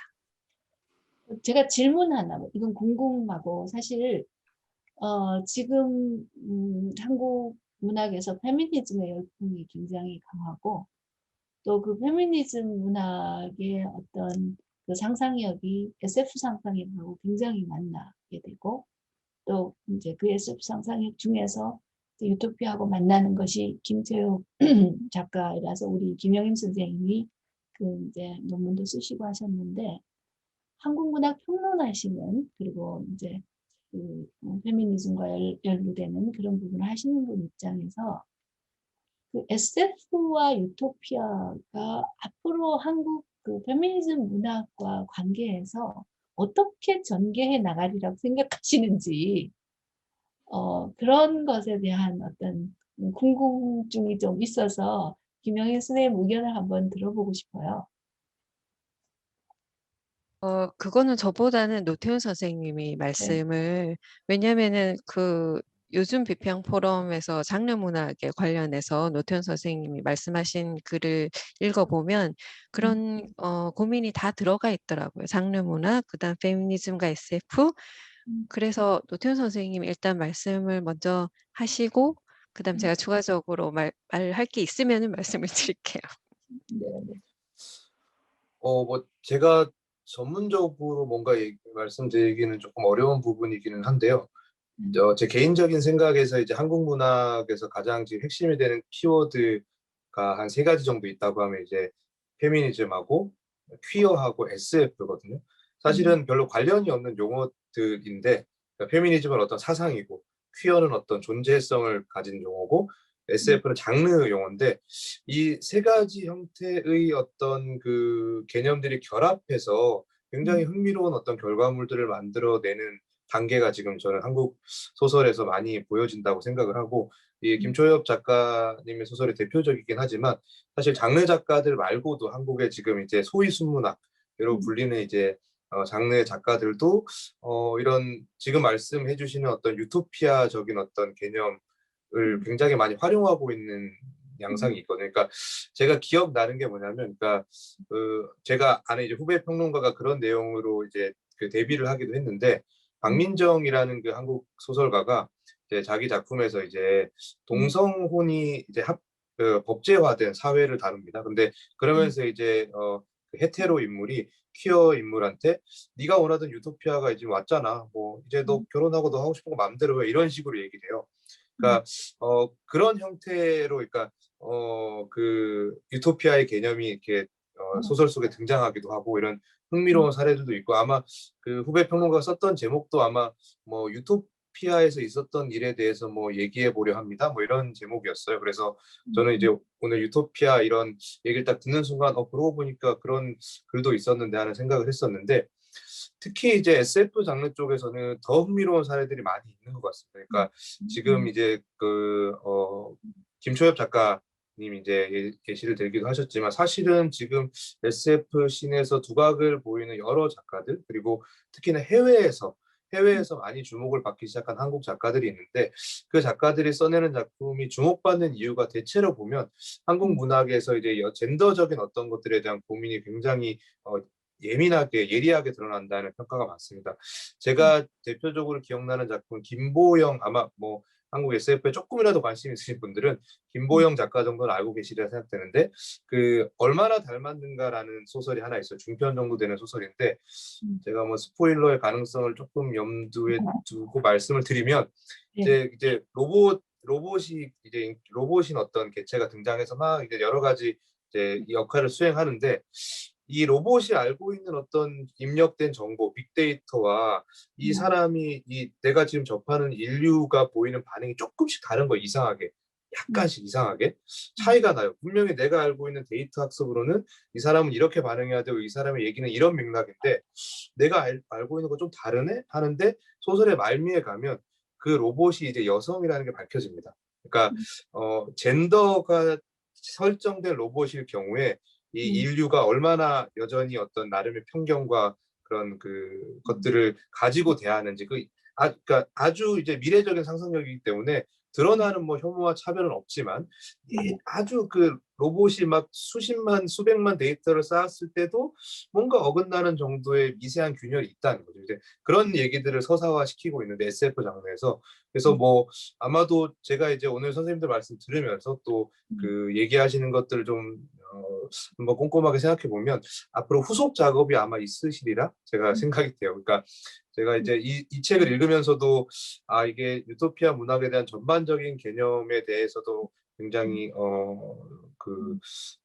알 수 있는 정보들이 많았지만 이 책 자체가 어느 정도 확장하고 있다고 생각을 하거든요. 그러니까 그 아까 말씀하신 서구권의 유토피아적인 어떤 것이 아니라 뭐 그 비서구의 어떤 것들을 이렇게 나름대로 찾아보신 결과물 아니면 이제 젠더적인 고민 또 포스트 아포칼립스 같은 서사와의 연결점 이런 것들이 기존의 유토피아 개념을 많이 확장하고 있는 저작이라고 생각이 드는데 아마 제가 뭐 제 개인적인 기대는 다음 작업이 이어진다면 조금 이제 유토피아라는 개념이 좀 발견되는 양상, 그러니까 유토피아를 전면적으로 서사화한 어떤 작품, 문학 작품보다는 이런 작품에서 유토피아적인 어떤 것들을 읽어낼 수 있는 아까 뭐 미시적인 어떤 얘기들 주변부 이런 말씀도 하셨는데 그런 작업들을 후속 작업으로 한번 해주시면 이게 굉장히 연속선상에서 이 작업들을 또 읽을 수 있지 않을까 하는 생각을 말씀을 한번 드려봅니다.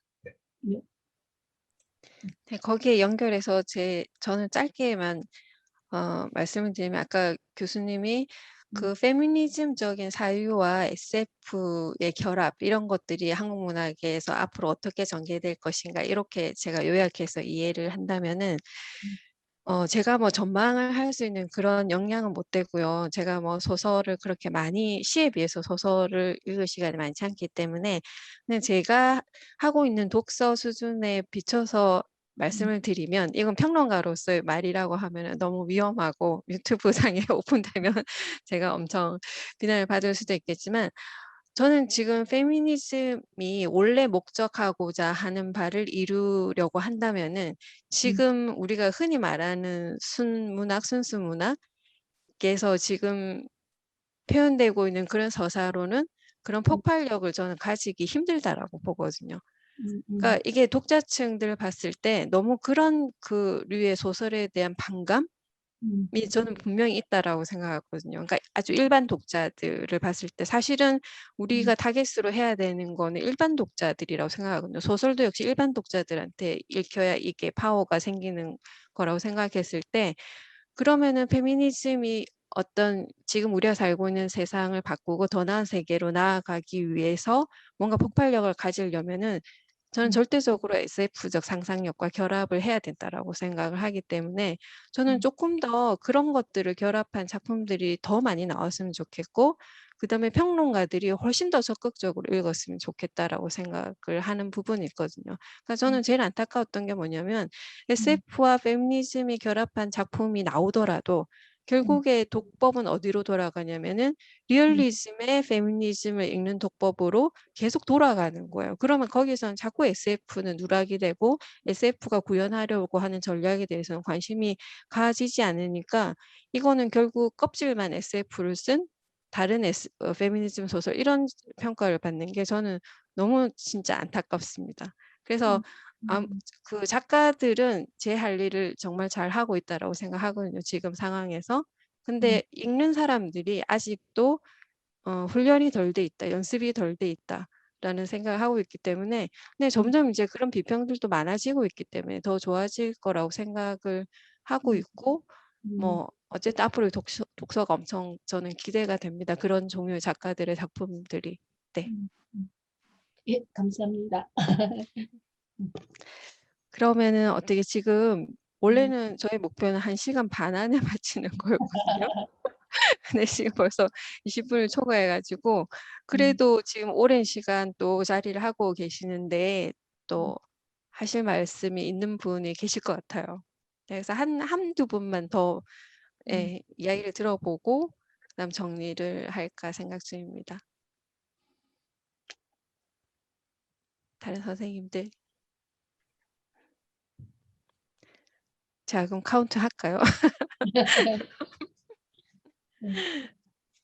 네, 그러면은 또 뭐 다음에 또 이런 이야기를 나눌 수 있는 기회가 있을 것으로 생각을 하고 그다음 레퍼런스를 꼭 우리가 2세 추가할 수 있도록 선생님들이 많이 말씀해 주시고 그리고 선생님들 이거 이렇게 너무 이제 수줍어하시지 마시고요. 아까 비교문화연구소 메일 그 체크하셨죠? 그래서 거기 꼭 연락처 남겨주시면은 박정현 교수님이 책을 꼭 보내드릴 겁니다. 네, 그러니까 꼭 연락처 남겨주셔가지고 저희 책 꼭 읽어주시고 또 이야기 많이 해주셨으면 좋겠습니다. 저는 아까도 말씀드렸지만 2015년부터 유토피아 관련하게 되면서 벌써 이제 5, 6년이 지나면서 저 개인적으로는 그 오랜 시간들이 오늘 그 북 콘서트를 통해서 굉장히 정리가 되는 느낌을 받았거든요. 그래서 아마 다른 그 필자 선생님들도 그런 느낌 분명히 받으셨을 것 같고 이제는 이제 이 책은 저희들의 손을 떠나서 이제 독자들의 몫으로 이제 남겨진 거라 예, 예쁘게 읽어주세요. 네, 그러면은 북 콘서트를 이제 마칠까 합니다. 선생님들 꼭 연락처 남겨주시고 오랜 시간 너무 진짜 애 많이 쓰셨습니다. 네, 특히 노태현 선생님한테 감사를 표합니다. 노태현 선생님 감사합니다. 수고 많으셨습니다. 네, 네, 수고하셨어요. 감사합니다. 네, 그러면은 자 호스트가 방을 닫겠습니다.